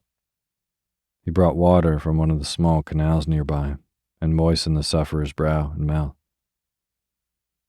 He mingled a draught of one of those simple but potent remedies which he carried always in his girdle, for the Magians were physicians as well as astrologers, and poured it slowly between the colorless lips. Hour after hour he labored, as only a skillful healer of disease can do. At last the man's strength returned. He sat up and looked about him. "Who art thou?" he said, in the rude dialect of the country, "and why hast thou sought me here, to bring back my life?" "I am Artaban the Magian, from the city of Ecbatana, and I am going to Jerusalem in search of one who is to be born king of the Jews, a great prince and deliverer of all men. I dare not delay any longer upon my journey, for the caravan that has awaited me may depart without me. But see, here is all that I have left of bread and wine, and here is a potion of healing herbs. When thy strength is restored, thou canst find the dwellings of the Hebrews among the houses of Babylon." The Jew raised his trembling hand solemnly to heaven. "Now may the God of Abraham and Isaac and Jacob bless and prosper the journey of the merciful and bring him in peace to his desired haven. Stay, I have nothing to give thee in return, only this, that I can tell thee where the Messiah must be sought. For our prophets have said that he should be born not in Jerusalem, but in Bethlehem of Judah. May the Lord bring thee in safety to that place, because thou hast had pity upon the sick." It was already long past midnight. Artaban rode in haste, and Vasta, restored by the brief rest, ran eagerly through the silent plain and swam the channels of the river. She put forth the remnant of her strength and fled over the ground like a gazelle. But the first beam of the rising sun sent a long shadow before her as she entered upon the final stadium of the journey, and the eyes of Artaban, anxiously scanning the great mound of Nimrod and the temple of the seven spheres, could discern no trace of his friends. The many-colored terraces of black and orange and red, and yellow and green, and blue and white, shattered by the convulsions of nature, and crumbling under the repeated blows of human violence, still glittered like a ruined rainbow in the morning light. Artaban rode swiftly around the hill. He dismounted and climbed to the highest terrace, looking out toward the west. The huge desolation of the marshes stretched away to the horizon and the border of the desert. Bitterns stood by the stagnant pools and jackals skulked through the low bushes. But there was no sign of the caravan of the wise men, far or near. At the edge of the terrace, he saw a little cairn of broken bricks, and under them, a piece of papyrus. He caught it up and read, "We have waited past the midnight and can delay no longer. We go to find the king. Follow us across the desert." Artaban sat up upon the ground and covered his head in despair. "How can I cross the desert," said he, "with no food and with a spent horse? I must return to Babylon, sell my sapphire, and buy a train of camels and provision for the journey. I may never overtake my friends. Only God the Merciful knows whether I shall not lose the sight of the king, because I tarried to show mercy." Hey, it's Otis here. Before we get to the bedtime reading, I wanted to let you know that I just launched a brand new show. It's called The Daily Book Club, a daytime companion to Sleepy, where you hear entire books one chapter at a time, one day at a time. Simple as that. So if Sleepy is how you wind down your day, the Daily Book Club is a great way to start your day. There's new episodes daily. I read in a slightly peppier voice so that you can get really lost in these amazing stories that have stood the test of time. Or, just like Sleepy, you can sit back and relax and zone out to a good book. The first book we'll be reading is The Enchanted April by Elizabeth von Arnim. Story is, in the 1920s, 4 women unfulfilled with life take a chance and abscond to a dreamy medieval Italian castle. It's a story dripping with wisteria, the beauty of solitude, and an unlikely pursuit of joy in Portofino, Italy. I think that this is a perfect story for the season, and you can hear it now. Find the Daily Book Club on Spotify, Apple Podcasts, and everywhere else. This show has been a long time coming, and I'm so excited to bring you even more stories. So go subscribe to the Daily Book Club to hear what happens next. Thanks.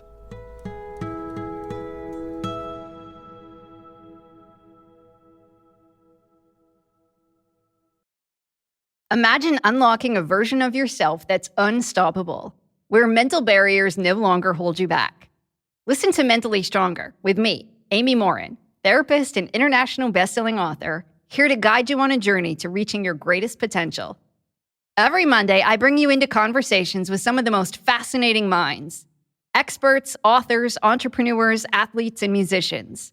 They don't just share stories, they reveal the mental strategies that propelled them to the top. But here's the real magic. At the end of each episode, I break down their wisdom into practical, therapist-approved advice. In my solo episodes, I dive deep into the techniques that build mental strength. It's like having your own personal therapy session as you discover how to turn these insights into steps you can take right now. This podcast isn't just for those facing mental health challenges. It's for anyone who wants to push their limits, achieve peak performance, and truly thrive. Are you ready to unlock your full potential? Then it's time to become mentally stronger. Subscribe to Mentally Stronger with therapist Amy Morin, available wherever you love to listen to podcasts. Hey, my name's Otis Gray, and you're listening to Sleepy.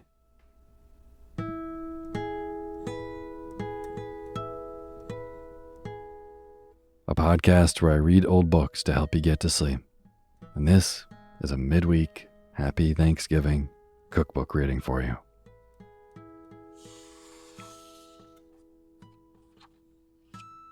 Well, tonight I am so happy to be bringing you some incredible writing from the one and only Julia Child and friends, who helped author this incredible nominal cookbook, Mastering the Art of French Cooking. As it is time to be cooking and eating and feasting and thinking about food that we love, I figured this would be a perfect reading for tonight. And before we get to the reading, I just want to generally thank all of our patrons on patreon.com, which is a website where you can go and pledge a couple bucks for an ad-free version of Sleepy. So this is my time to be more thankful than I am at all times of you, somehow, as it is Thanksgiving tomorrow. If you support this show, thank you so much. It really, really, really means a lot. that you're on the other side of this microphone, getting something out of me reading these silly stories and recipes and manuals. It just means a lot that you've continued to listen. So thank you so much. And if you are hearing this and have no idea what I'm talking about, the Patreon for Sleepy is a place where you can just go and support the show. And at $2 a month, you get an ad-free version of Sleepy. But at $1 a month, just $1, I will read your name in the opening credits of the following Sunday show after you do. So, if you would like to directly be a part of making this show that you listen to, just go to patreon.com/sleepyradio. Thank you. And as always, the music you're hearing is by my good friend James Lepkowski, and the cover art for Sleepy is by Gracie Kanan.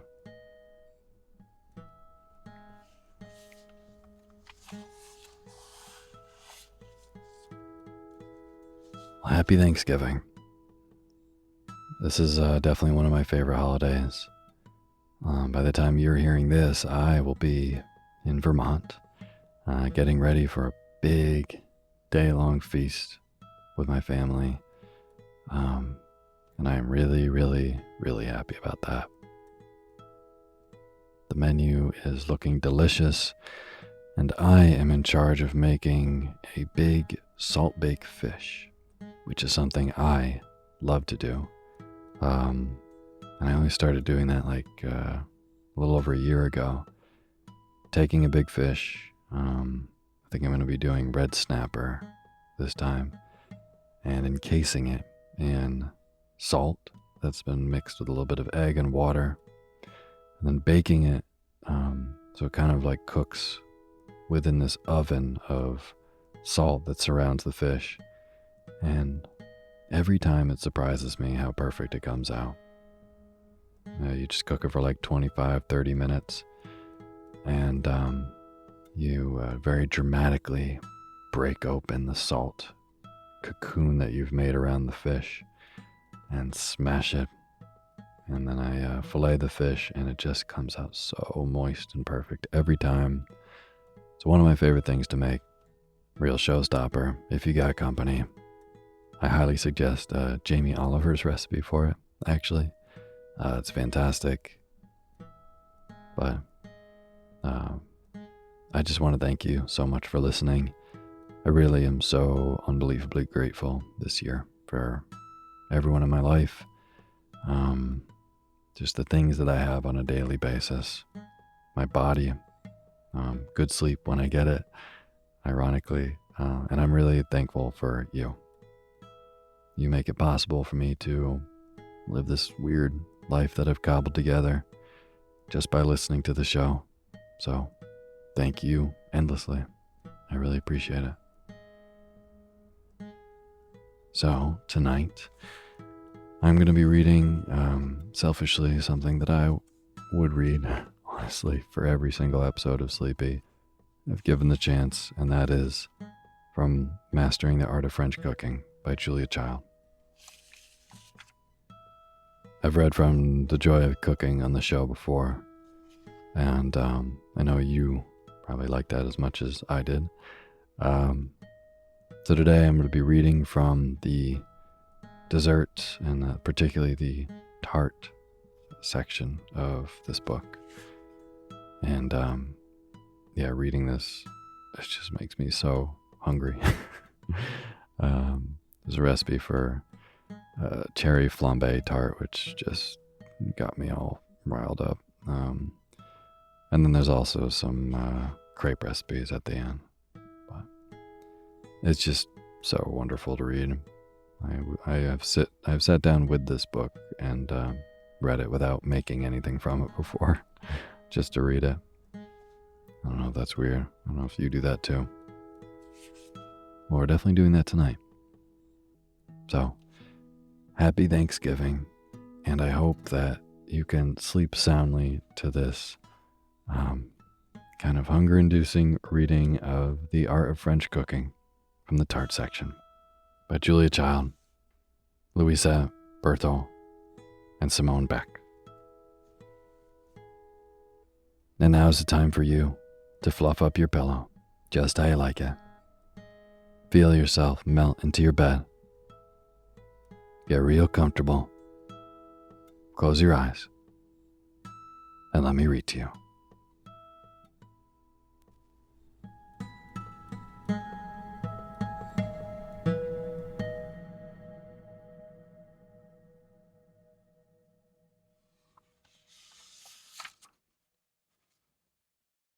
Dessert tarts.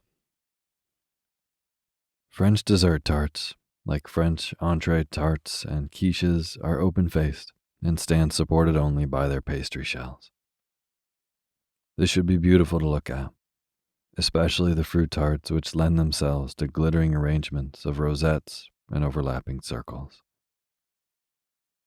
The pastry. The pastry for dessert tart shells is molded and baked in a flan ring or a false-bottomed cake pan so that the shell may be unmolded.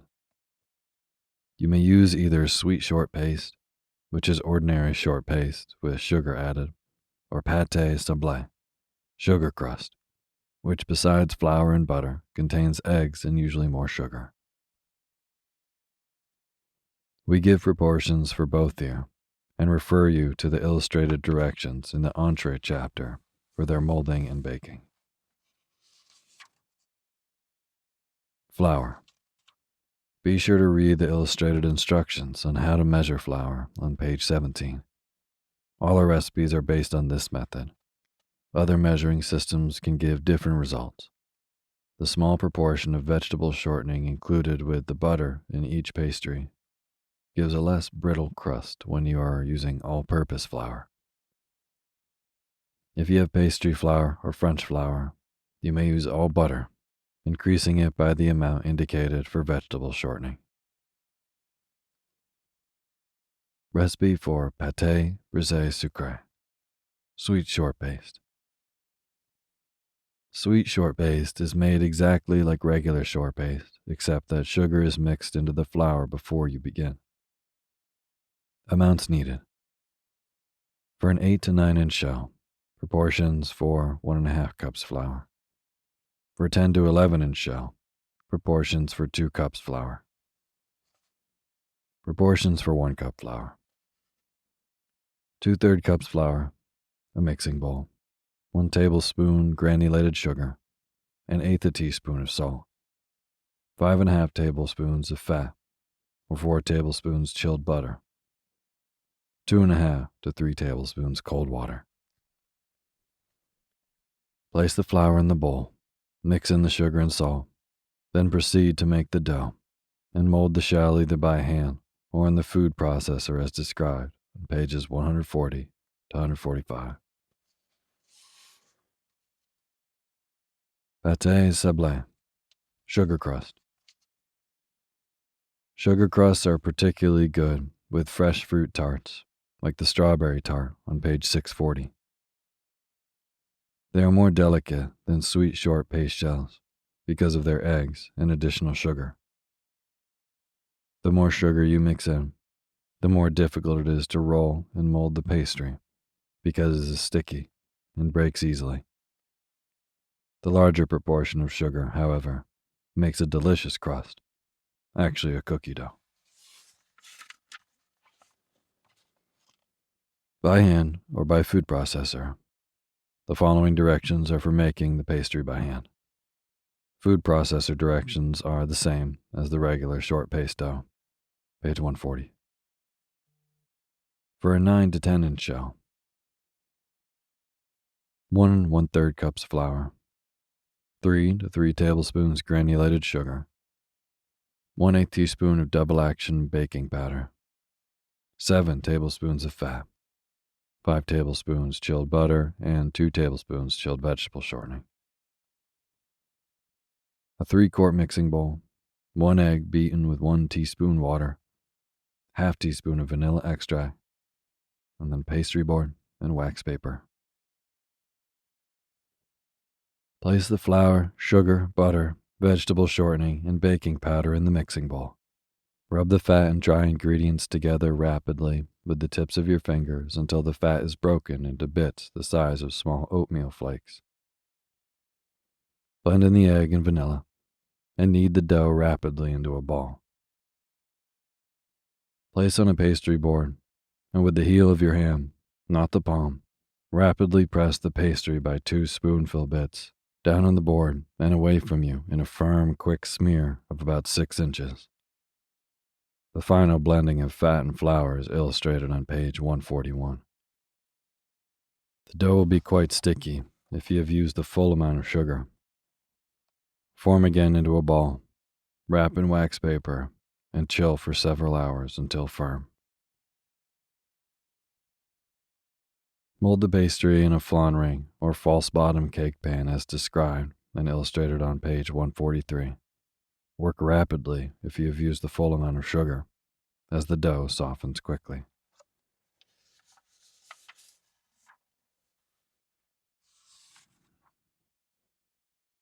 Tart aux pommes. Apple tart, served warm or cold. The classic French apple tart consists of a thick, well-flavored applesauce spread in a partially cooked pastry shell. Over it, thinly sliced apples are placed, an overlapping design of circles. After baking, it is coated with apricot glaze. Serves 8 people. A 10-inch partially cooked pastry shell set on a baking sheet. 4 pounds firm cooking apples, golden delicious. 1 teaspoon lemon juice, 2 tablespoons granulated sugar, a 2-quart mixing bowl. A 10-inch heavy bottom pan, enameled saucepan, skillet, or casserole. A wooden spoon. 1/3 cup apricot preserves, forced through a sieve. A 1/4 cup Calvados, apple brandy, or 1 tablespoon vanilla extract. 2/3 cups granulated sugar, 2 tablespoons butter. Optional, ½ teaspoon of cinnamon, and or the grated rind of 1 lemon or orange. Use the sweet short paste on page 633 for your pastry shell. Quarter, core, and peel the apples. Cut enough to make 3 cups into even 1/8 inch lengthwise slices and toss them in a bowl with the lemon juice and sugar. Reserve them for the top of the tart. Cut the rest of the apples into rough slices. You should have about 8 cups. Place in the pan and cook covered over low heat for about 20 minutes, stirring occasionally until tender. Then beat in the ingredients at the left. Raise heat and boil, stirring until applesauce is thick enough to hold in a mass in the spoon. Preheat the oven to 375 degrees. Spread the applesauce in the pastry shell. Cover with a neat, closely overlapping layer of sliced apples arranged in spiral, concentric circles, or as illustrated at the beginning of the recipe. Bake in the upper third of the preheated oven for about 30 minutes, or until the sliced apples have browned lightly and are tender. Slide tart onto the rack or serving dish, and spoon or paint over it the light coating of apricot glaze. Serve warm or cold, and pass with it, if you wish, a bowl of cream.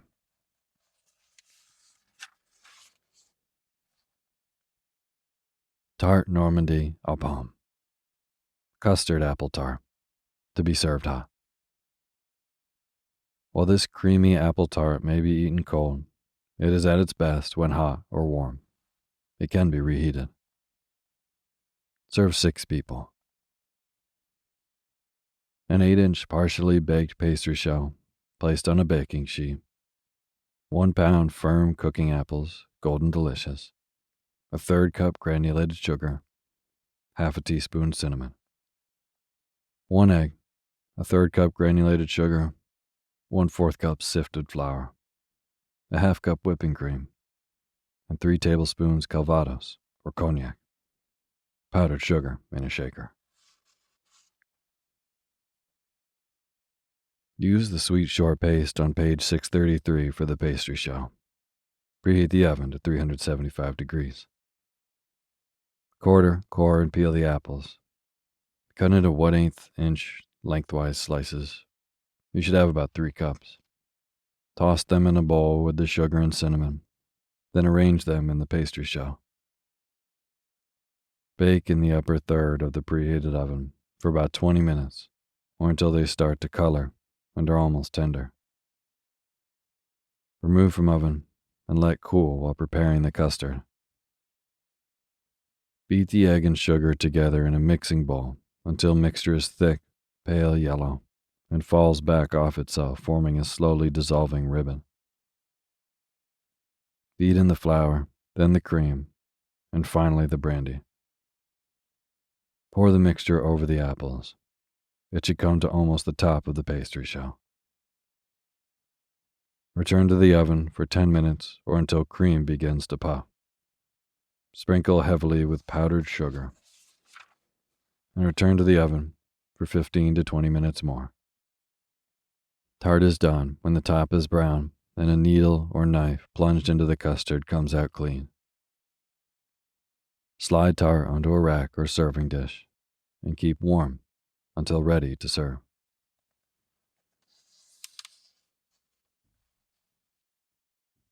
Tart au apricot, or tart au peaches.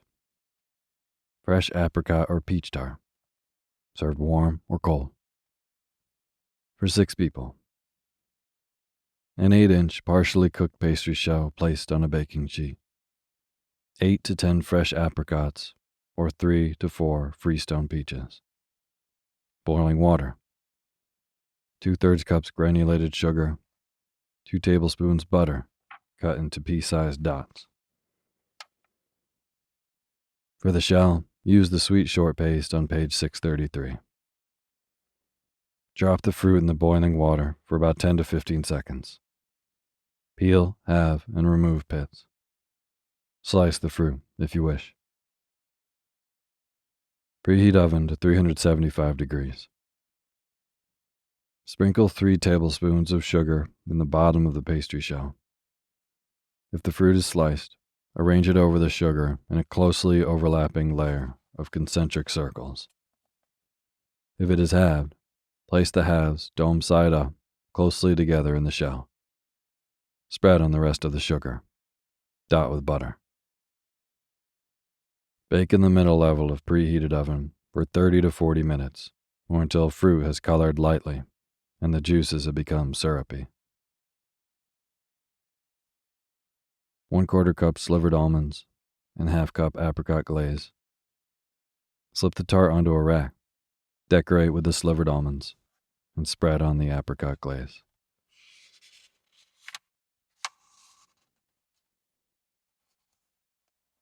Tart au fraise, fresh strawberry tart, cold. Fresh fruit tarts are easy to make, pretty to look at, and refreshing to eat. They consist of a fully baked tart shell, which is lined with liqueur-flavored crème patisserie, custard filling. The fresh fruit is arranged over the filling and topped with apricot or red currant glaze. Other suggestions follow this recipe. For 8 people. A 10-inch fully baked pastry shell. 1 quart large, ripe, handsome strawberries. A cake rack. 1 cup red currant jelly. 2 tablespoons granulated sugar. 2 tablespoons kirsch or cognac. Optional, a candy thermometer. A pastry brush.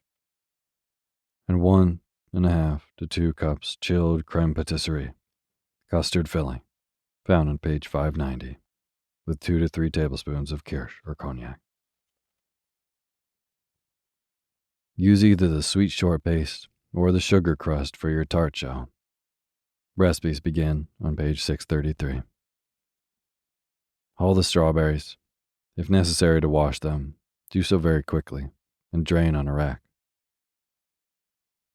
Boil the currant jelly, sugar, and liqueur in a small saucepan until last drops from the spoon are sticky, 228 degrees. Paint the interior of the shell with a thin coating of the glaze and allow to set for 5 minutes. This will give the shell light waterproofing. Reserve the rest of the glaze for the strawberries. Warm it briefly if it has hardened. Spread a half-inch layer of creme patisserie in the bottom of the pastry shell. Arrange a design of strawberries over the cream. Put the largest strawberry in the center and graduate down in size, placing the berries closely together, their stem ends in the cream. Spoon or paint over them a thin coating of the glaze, and the tart is ready to serve. Because of the glazed waterproofing in the bottom of the shell, the filled tart may wait an hour or so. Variations. Using the same method as that for the preceding strawberry tart, substitute a layer of peeled and seeded grapes, sliced bananas, raspberries, or poached or canned peaches, apricots, plums, or pears. Follow the above illustration for design. Tart à poire à la Bordelaise. Pear and almond tart, tepid or cold. For 6 people. 1.5 to 2 pounds firm, ripe, unblemished pears. 2 cups cold water and 1 tablespoon lemon juice in a mixing bowl. 2 cups red Bordeaux wine. 2 tablespoons lemon juice. 3/4 cups granulated sugar. 1 stick or a half teaspoon cinnamon. A 3-quart enameled saucepan. A slotted spoon. A rack. 1/4 cup red currant jelly in a small saucepan. A wooden spoon. A 10-inch fully cooked sugar crust shell from page 633. And 2.5 cups chilled frangipane almond custard, page 591, with 2 tablespoons of kirsch. Optional, a 1/4 cup slivered almonds. Peel and halve the pears. Neatly stem and core them with a grapefruit knife. Drop each half, as it is prepared, into the acidulated water to keep it from discoloring. Bring the wine, lemon juice, sugar, and cinnamon to a boil in the saucepan. Drain the pears and drop into the boiling syrup. Bring liquid to just below the simmer for 8 to 10 minutes or until pears are tender when pierced with a knife. Do not overcook. They must hold their shape. Remove saucepan from heat and let pears cool in the syrup for 20 minutes. Drain the pears on a rack. Rapidly boil down the syrup to the thread stage, 230 degrees. Measure out a 1/4 cup of syrup and simmer it with red currant jelly until the jelly has dissolved and the syrup coats the spoon with a light glaze. Paint the inside of the shell with a thin layer of pear and jelly glaze. Spread the frangipane in the pastry shell. Cut the pears into crosswise or lengthwise slices and arrange them over the custard. Decorate with the optional almonds. Spoon a light coating of the glaze over the top of the tart.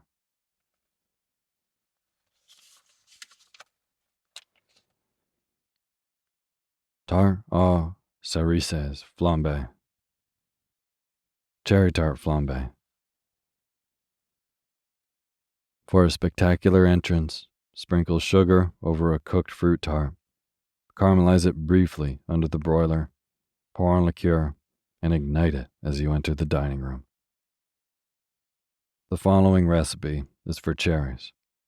You may use the same technique for the apricot or peach tart on page 639, and for the variations following it. The cherries. You may use canned Bing cherries or defrosted frozen cherries instead of the fresh for this recipe. In this case, omit the first step in the directions, drain the cherries thoroughly, and let them stand for at least half an hour with 3 tablespoons of kirsch or cognac and as much sugar as you feel they need. Drain them again just before using, and beat their kirsch or cognac into the cream filling. for 6 people. 3 cups fresh black cherries, 1 cup red Bordeaux wine, 2 tablespoons lemon juice, 6 tablespoons granulated sugar, a 2-quart enameled saucepan, an 8-inch fully cooked pastry shell on page 634, set in a fireproof serving dish, 1.5 cups cold creme patisserie, custard filling, or frangipane, with 2 tablespoons kirsch or cognac, 3 tablespoons granulated sugar, and another 1/4 cup kirsch or cognac, warmed in a small saucepan. Wash and pit the cherries. Bring the wine, lemon juice, and sugar to a boil. Drop in the cherries and bring the liquid to just below the simmer for 5 to 6 minutes or until the cherries are tender, but retain their shape. Allow cherries to cool in the syrup for 20 to 30 minutes. Drain. Use either of the sweet pastry recipes beginning on page 633. If you wish to fill the tart shell sometime before serving, paint the interior with a thin coating of red currant glaze. Fold the drained cherries into the custard and spread the mixture in the tart shell. Preheat broiler to moderately hot. Immediately before serving, sprinkle the sugar over the surface of the tart and run it under the broiler for 2 to 3 minutes to caramelize the sugar lightly. Be careful it does not burn. Just before entering the dining room, pour the warm liqueur over the hot caramelized surface. Avert your face and ignite the liqueur with a lighted match. Bring the flaming tart to the table.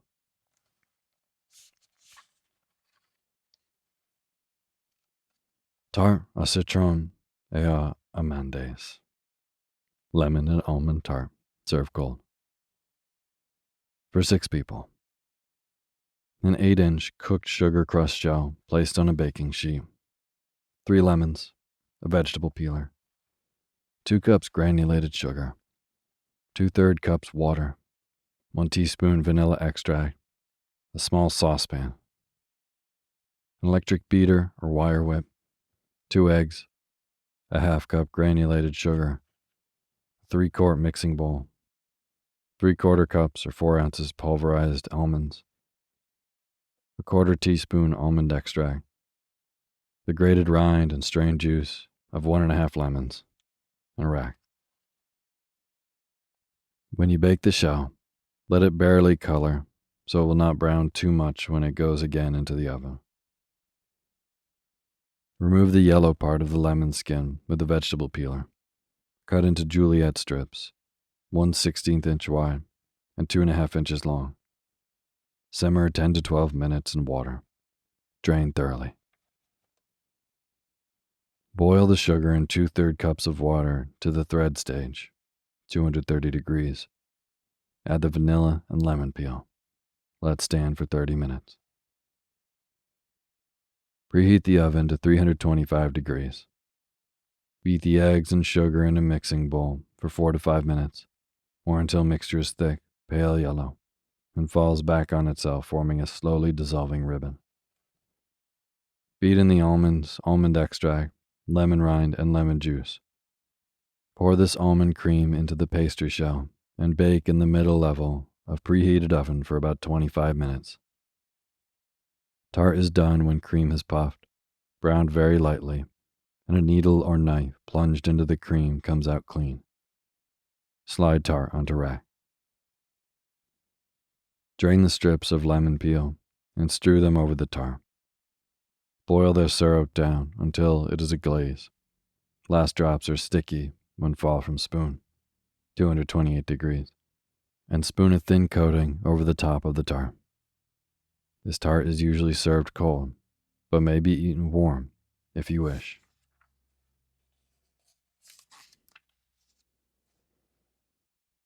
Crepes fourrées et flambées. Crepes with orange almond butter, flambé. These crepes are stuffed with orange-flavored almond butter and may be flamed in a chafing dish. or brought flaming to the table as suggested here. For 6 to 8 people. The orange almond butter. A half cup pulverized almonds, a quarter teaspoon almond extract, the orange butter in the preceding recipe. Filling for the crepes, 18 cooked crepes, 4 to 5 inches in diameter, a lightly buttered baking dish suitable for serving. For flaming the crepes, 3 tablespoons granulated sugar, a third cup orange liqueur, and a third cup cognac, warmed in a small saucepan with a long-handled serving spoon.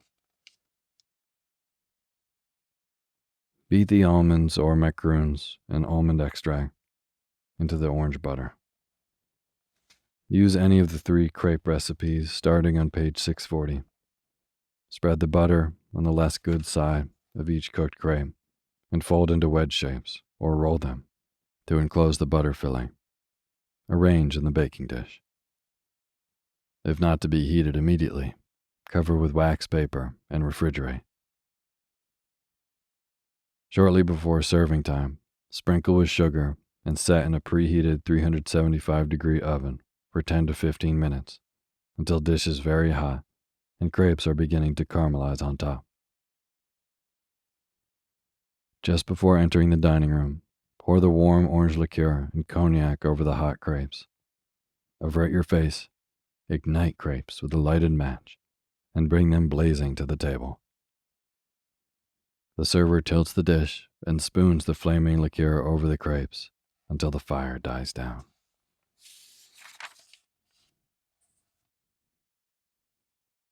Crepe Suzette. Every chef has his own recipe for crepe Suzette. Of the many we have tried, we find this one especially good. Obviously, if you plan to perform in public with the chafing dish, it's a good idea to practice on your family until you become adept at folding and flaming. Crepes 4 to 5 inches in diameter are a convenient size, and 3 of these per person is the usual serving. For 6 people. The orange butter in a food processor or by hand, an electric mixer. For the processor, a half cup granulated sugar. By hand, 4 large sugar lumps and a quarter cup sugar, 2 bright-skinned oranges, a vegetable peeler, a rubber spatula, a half-pound unsalted butter, a half to 2/3 cup strained orange juice, 3 tablespoons orange liqueur. The chafing dish to finish, 18 cooked crepes, 4 to 5 inches in diameter, a chafing dish set over an alcohol flame, a spoon and fork, 2 tablespoons granulated sugar, 1/3 cup orange liqueur, and a 1/3 cup cognac. For the processor, steel blade, place the half cup of sugar in the container along with the orange part of the peel, stripped from the fruit.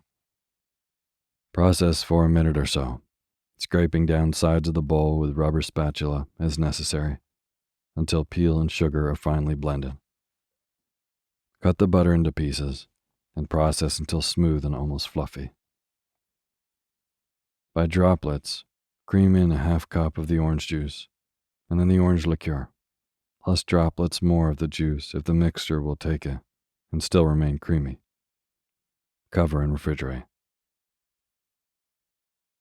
By hand, an electric mixer. First, rub the sugar lumps over the oranges until all the sides have absorbed the oil from the skin. Mash the lumps on a board. Add the orange part of the peel from the fruit and the quarter cup of sugar. Chop until very finely minced. Scrape into a bowl and cream in the butter with an electric mixer. Then half a cup of orange juice, the liqueur, and more juice if possible. Cover and refrigerate. Place the orange butter in the chafing dish and heat it until it is bubbling. Dip both sides of a crepe in the butter. Its best looking side out.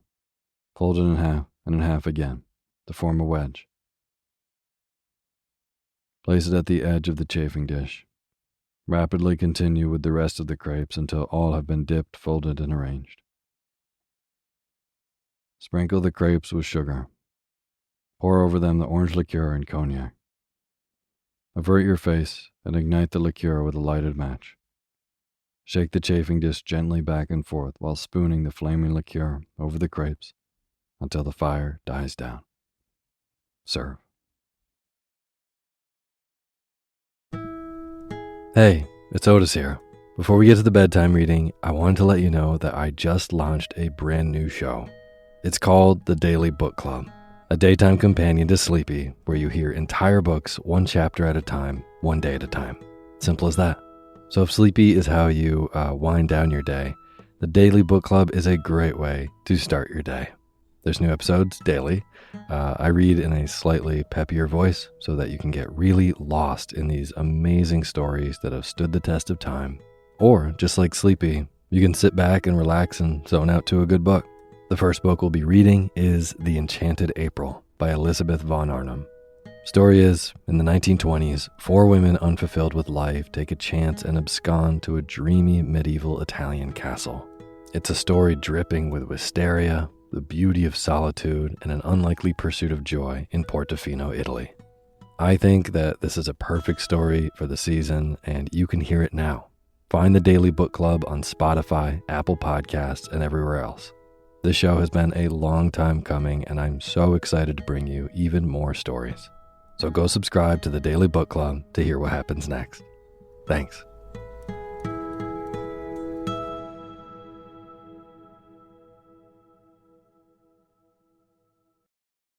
Imagine unlocking a version of yourself that's unstoppable, where mental barriers no longer hold you back. Listen to Mentally Stronger with me, Amy Morin, therapist and international best-selling author, here to guide you on a journey to reaching your greatest potential. Every Monday, I bring you into conversations with some of the most fascinating minds. Experts, authors, entrepreneurs, athletes, and musicians. They don't just share stories, they reveal the mental strategies that propelled them to the top. But here's the real magic. At the end of each episode, I break down their wisdom into practical therapist-approved advice. In my solo episodes, I dive deep into the techniques that build mental strength. It's like having your own personal therapy session as you discover how to turn these insights into steps you can take right now. This podcast isn't just for those facing mental health challenges. It's for anyone who wants to push their limits, achieve peak performance, and truly thrive. Are you ready to unlock your full potential? Then it's time to become mentally stronger. Subscribe to Mentally Stronger with therapist Amy Morin, available wherever you love to listen to podcasts. Hey, my name's Otis Gray, and you're listening to Sleepy.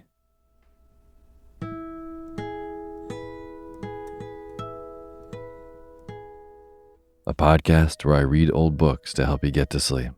And this is a midweek Christmas bedtime story for you.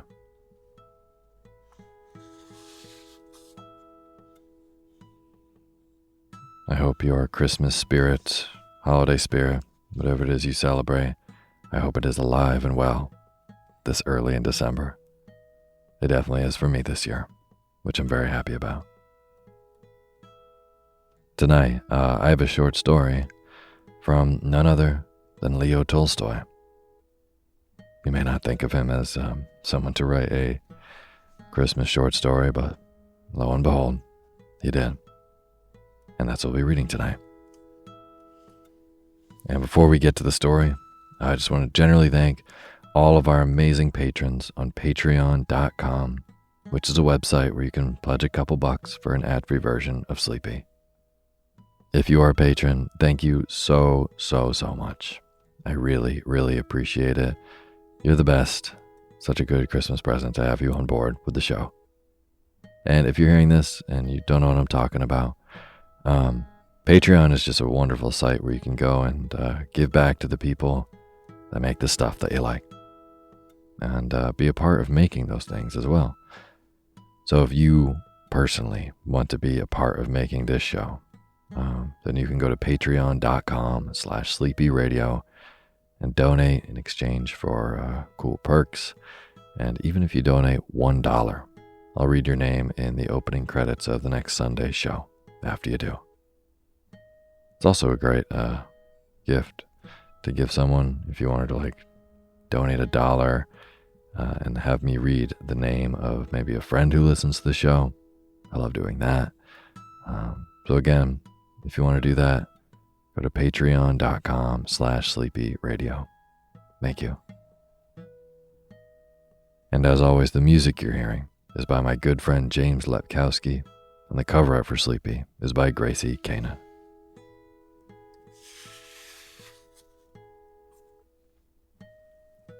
Well, tonight, like I said, we've got Leo Tolstoy with his Christmas short story, which is called Papa Panov's Special Christmas. I assume this is about as cheery as Leo Tolstoy might get. It is Russian, therefore it is slightly morose, but only so slightly. It really is a charming little tale that Leo Tolstoy tells, and his writing definitely is incredibly timeless. So I think this is a perfect little short story for the season, and it's a short one.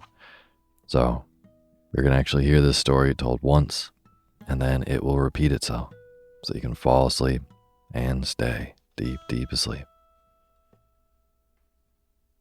So I hope you enjoy this snoozy holiday reading. And now's the time for you to fluff up your pillow just how you like it. Feel yourself melt into your bed. Get real comfortable. Close your eyes and let me read to you.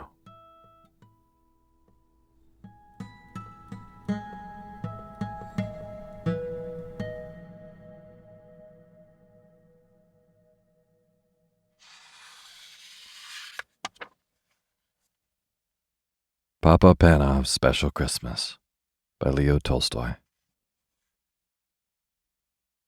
It was Christmas Eve, and although it was still afternoon, lights had begun to appear in the shops and houses of the little Russian village, for the short winter day was nearly over.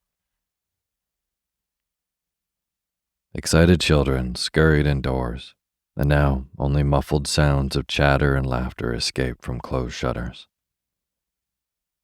Old Papa Panov, the village shoemaker, stepped outside his shop to take one last look around.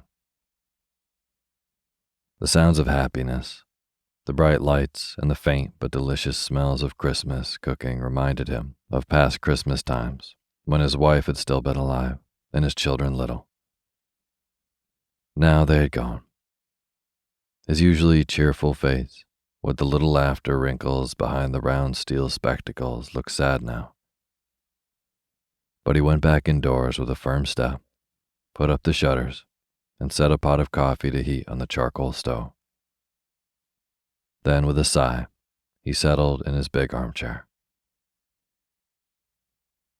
Papa Panov did not often read, but tonight he pulled down the big old family Bible, and slowly tracing the lines with one forefinger, he read again the Christmas story. He read how Mary and Joseph, tired by their journey to Bethlehem, found no room for them at the inn, so that Mary's little baby was born in the cowshed. Oh dear, exclaimed Papa Panov. If only they had come here. I would have given them my bed, and I could have covered the baby with my patchwork quilt to keep him warm. He read on about the wise men who had come to see the baby Jesus, bringing him splendid gifts. Papa Panov's face fell. I have no gift that I could give him, he thought sadly. Then his face brightened.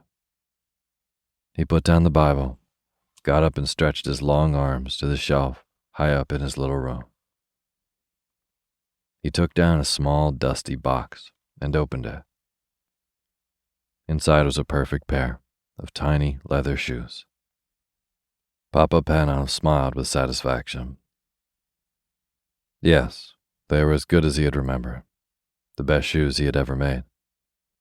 I should give him those, he decided, as he gently put them away and sat down again. He was feeling tired now, and the further he read, the sleepier he became. The print began to dance before his eyes, so that he closed them just for a minute. In no time at all, Papa Panov was fast asleep.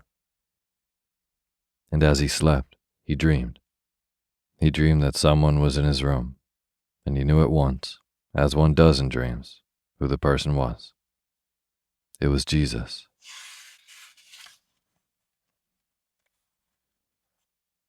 "You've been wishing that you could see me, Papa Panov," he said kindly. "Then look for me tomorrow. It will be Christmas Day, and I will visit you. But look carefully, for I shall not tell you who I am." When at last Papa Panov awoke, the bells were ringing out, and a thin light was filtering through the shutters. "Bless my soul," said Papa Panov. "It's Christmas Day." He stood up and stretched himself, for he was rather stiff. Then his face filled with happiness as he remembered his dream. This would be a very special Christmas after all, for Jesus was coming to visit him. How would he look?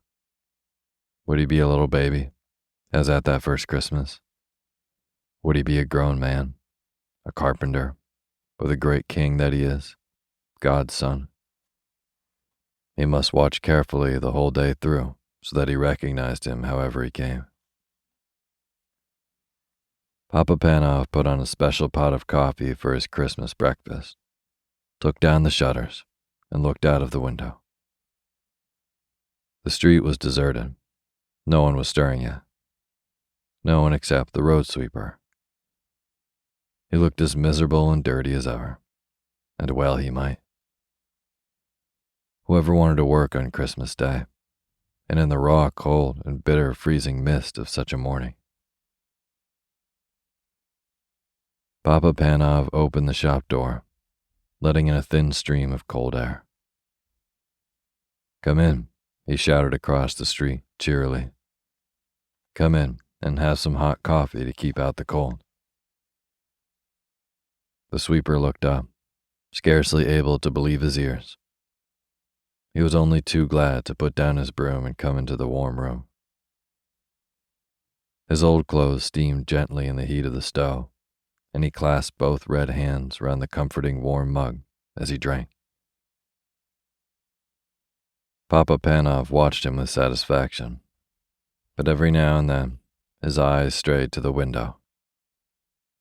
It would never do to miss his special visitor. "Expecting someone?" the sweeper asked at last. So Papa Panov told him about his dream. "Well, I hope he comes," the sweeper said. "You've given me a bit of Christmas cheer I never expected to have. I'd say you deserve to have your dream come true." And he actually smiled. When he had gone, Papa Panov put on cabbage soup for his dinner, then went to the door again, scanning the street. He saw no one, but he was mistaken. Someone was coming. The girl walked so slowly and quietly, hugging the walls of shops and houses, that it was a while before he noticed her. She looked very tired, and she was carrying something. As she drew nearer, he could see that it was a baby, wrapped in a thin shawl. There was such sadness in her face, and in the pinched little face of the baby, that Papa Panov's heart went out to them. "Won't you come in?" he called, stepping outside to meet them. "You both need a warm seat by the fire and a rest." The young mother let him shepherd her indoors, into the comfort of the armchair. She gave a big sigh of relief. "I'll warm some milk for the baby," Papa Panov said. "I've had children of my own. I can feed her for you." He took the milk from the stove and carefully fed the baby from a spoon, warming her tiny feet by the stove at the same time. She needs shoes, the cobbler said. But the girl replied, I can't afford shoes. I've got no husband to bring home money. I'm on my way to the next village to get work. A sudden thought flashed through Papa Panov's mind. He remembered the little shoes he had looked at last night, but he had been keeping those for Jesus. He looked again at the cold little feet and made up his mind. Try these on her, he said, handing the baby and the shoes to the mother. The beautiful little shoes were a perfect fit. The girl smiled happily, and the baby gurgled with pleasure. You've been so kind to us, the girl said, when she got up with her baby to go. May all your Christmas wishes come true. But Papa Panov was beginning to wonder if his very special Christmas wish would come true. Perhaps he had missed his visitor. He looked anxiously up and down the street. There were plenty of people about, but they were all faces that he recognized. There were neighbors going to call on their families. They nodded and smiled and wished him happy Christmas. Or beggars, and Papa Panov hurried indoors to fetch them hot soup and a generous hunk of bread, hurrying out again in case he missed the important stranger. All too soon the winter dusk fell. When Papa Panov next went to the door and strained his eyes, he could no longer make out the passers-by. Most were home and indoors by now anyway. He walked slowly back into his room at last, put up the shutters, and sat down wearily in his armchair. So it had been just a dream after all. Jesus had not come. Then all at once, he knew that he was no longer alone in the room. This was not a dream, for he was wide awake. At first he seemed to see before his eyes the long stream of people who had come to him that day. He saw again the old road sweeper, the young mother, and her baby, and the beggars he had fed. And as they passed, each whispered, "Didn't you see me, Papa Panov?" "Who are you?" he called out, bewildered. Then another voice answered him. It was the voice from his dream, the voice of Jesus.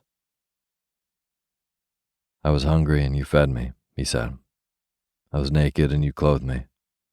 I was cold and you warmed me. I came to you today, and every one of those you helped and welcomed."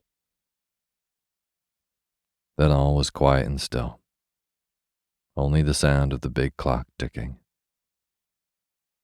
A great peace and happiness seemed to fill the room, overflowing Papa Panov's heart until he wanted to burst out singing and laughing and dancing with joy.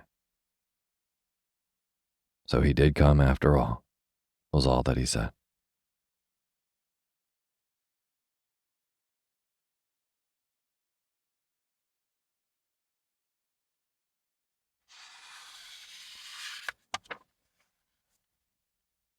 Papa Panov's Special Christmas by Leo Tolstoy. It was Christmas Eve, and although it was still afternoon, lights had begun to appear in the shops and houses of the little Russian village, for the short winter day was nearly over. Excited children scurried indoors, and now only muffled sounds of chatter and laughter escaped from closed shutters. Old Papa Panov, the village shoemaker, stepped outside his shop to take one last look around. The sounds of happiness, the bright lights, and the faint but delicious smells of Christmas cooking reminded him of past Christmas times when his wife had still been alive and his children little. Now they had gone. His usually cheerful face, with the little laughter wrinkles behind the round steel spectacles, looked sad now. But he went back indoors with a firm step, put up the shutters, and set a pot of coffee to heat on the charcoal stove. Then, with a sigh, he settled in his big armchair. Papa Panov did not often read, But tonight he pulled down the big old family Bible, and slowly tracing the lines with one forefinger, he read again the Christmas story. He read how Mary and Joseph, tired by their journey to Bethlehem, found no room for them at the inn, so that Mary's little baby was born in the cowshed. Oh dear, exclaimed Papa Pano. If only they had come here. I would have given them my bed, and I could have covered the baby with my patchwork quilt to keep him warm. He read on about the wise men who had come to see the baby Jesus, bringing him splendid gifts. Papa Pano's face fell. I have no gift that I could give him, he thought sadly. Then his face brightened. He put down the Bible, got up and stretched his long arms to the shelf high up in his little room. He took down a small, dusty box and opened it. Inside was a perfect pair of tiny leather shoes. Papa Pano smiled with satisfaction. Yes, they were as good as he had remembered, the best shoes he had ever made. I should give him those, he decided, as he gently put them away and sat down again. He was feeling tired now, and the further he read, the sleepier he became. The print began to dance before his eyes, so that he closed them just for a minute. In no time at all, Papa Pano was fast asleep. And as he slept, he dreamed. He dreamed that someone was in his room, and he knew at once, as one does in dreams, who the person was. It was Jesus.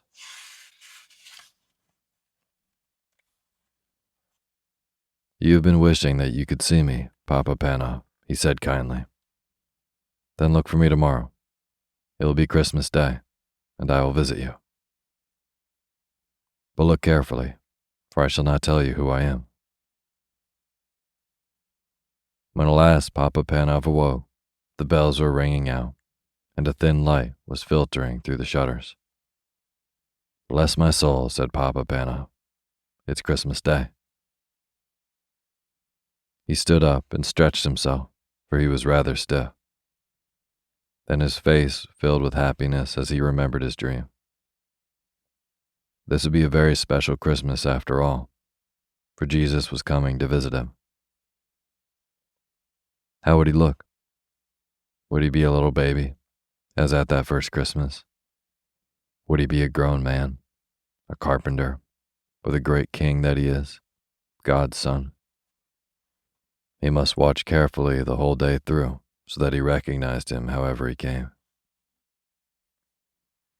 Papa Pano put on a special pot of coffee for his Christmas breakfast, took down the shutters, and looked out of the window. The street was deserted. No one was stirring yet. No one except the road sweeper. He looked as miserable and dirty as ever, and well he might. Whoever wanted to work on Christmas Day, and in the raw, cold, and bitter freezing mist of such a morning? Papa Pano opened the shop door, letting in a thin stream of cold air. Come in, he shouted across the street cheerily. Come in and have some hot coffee to keep out the cold. The sweeper looked up, scarcely able to believe his ears. He was only too glad to put down his broom and come into the warm room. His old clothes steamed gently in the heat of the stove, and he clasped both red hands round the comforting warm mug as he drank. Papa Pano watched him with satisfaction, but every now and then his eyes strayed to the window. It would never do to miss his special visitor. Expecting someone? The sweeper asked at last. So Papa Pano told him about his dream. Well, I hope he comes, the sweeper said. You've given me a bit of Christmas cheer I never expected to have. I'd say you deserve to have your dream come true. And he actually smiled. When he had gone, Papa Pano put on cabbage soup for his dinner, then went to the door again, scanning the street. He saw no one, but he was mistaken. Someone was coming. The girl walked so slowly and quietly, hugging the walls of shops and houses, that it was a while before he noticed her. She looked very tired, and she was carrying something. As she drew nearer, he could see that it was a baby, wrapped in a thin shawl. There was such sadness in her face, and in the pinched little face of the baby, that Papa Panov's heart went out to them. "Won't you come in?" he called, stepping outside to meet them.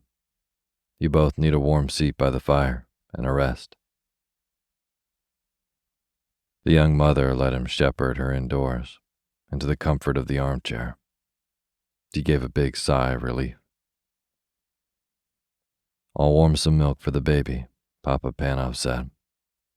"I've had children of my own. I can feed her for you." He took the milk from the stove and carefully fed the baby from a spoon, warming her tiny feet by the stove at the same time. "She needs shoes," the cobbler said. But the girl replied, "I can't afford shoes. I've got no husband to bring home money.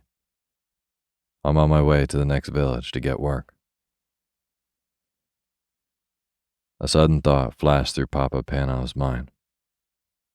He remembered the little shoes he had looked at last night, but he had been keeping those for Jesus. He looked again at the cold little feet and made up his mind. "Try these on her," he said, handing the baby and the shoes to the mother.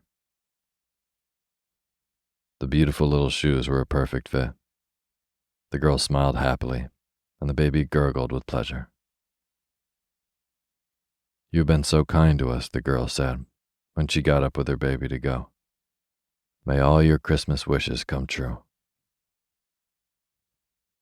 But Papa Panov was beginning to wonder if his very special Christmas wish would come true. Perhaps he had missed his visitor. He looked anxiously up and down the street.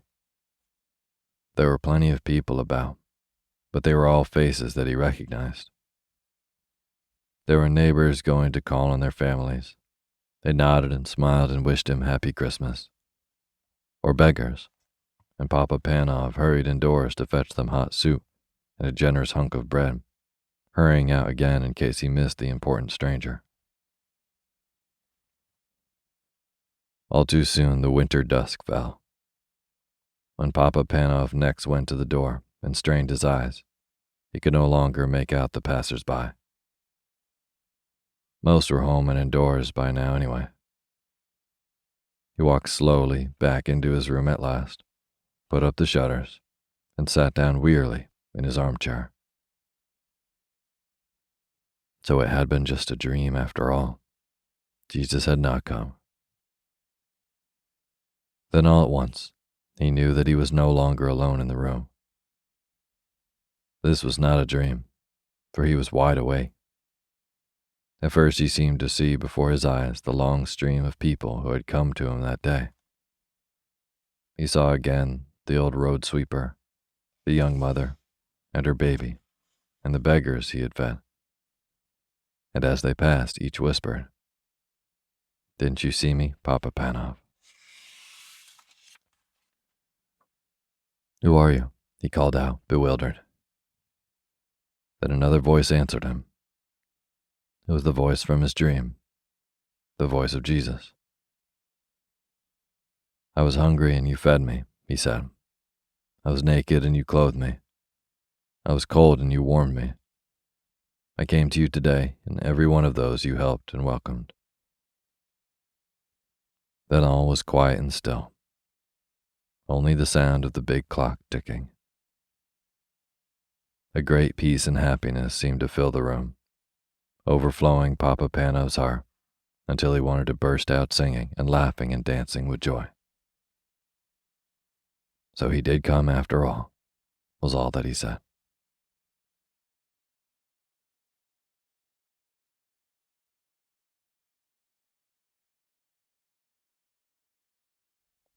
Thank you for listening to Sleepy. Good night.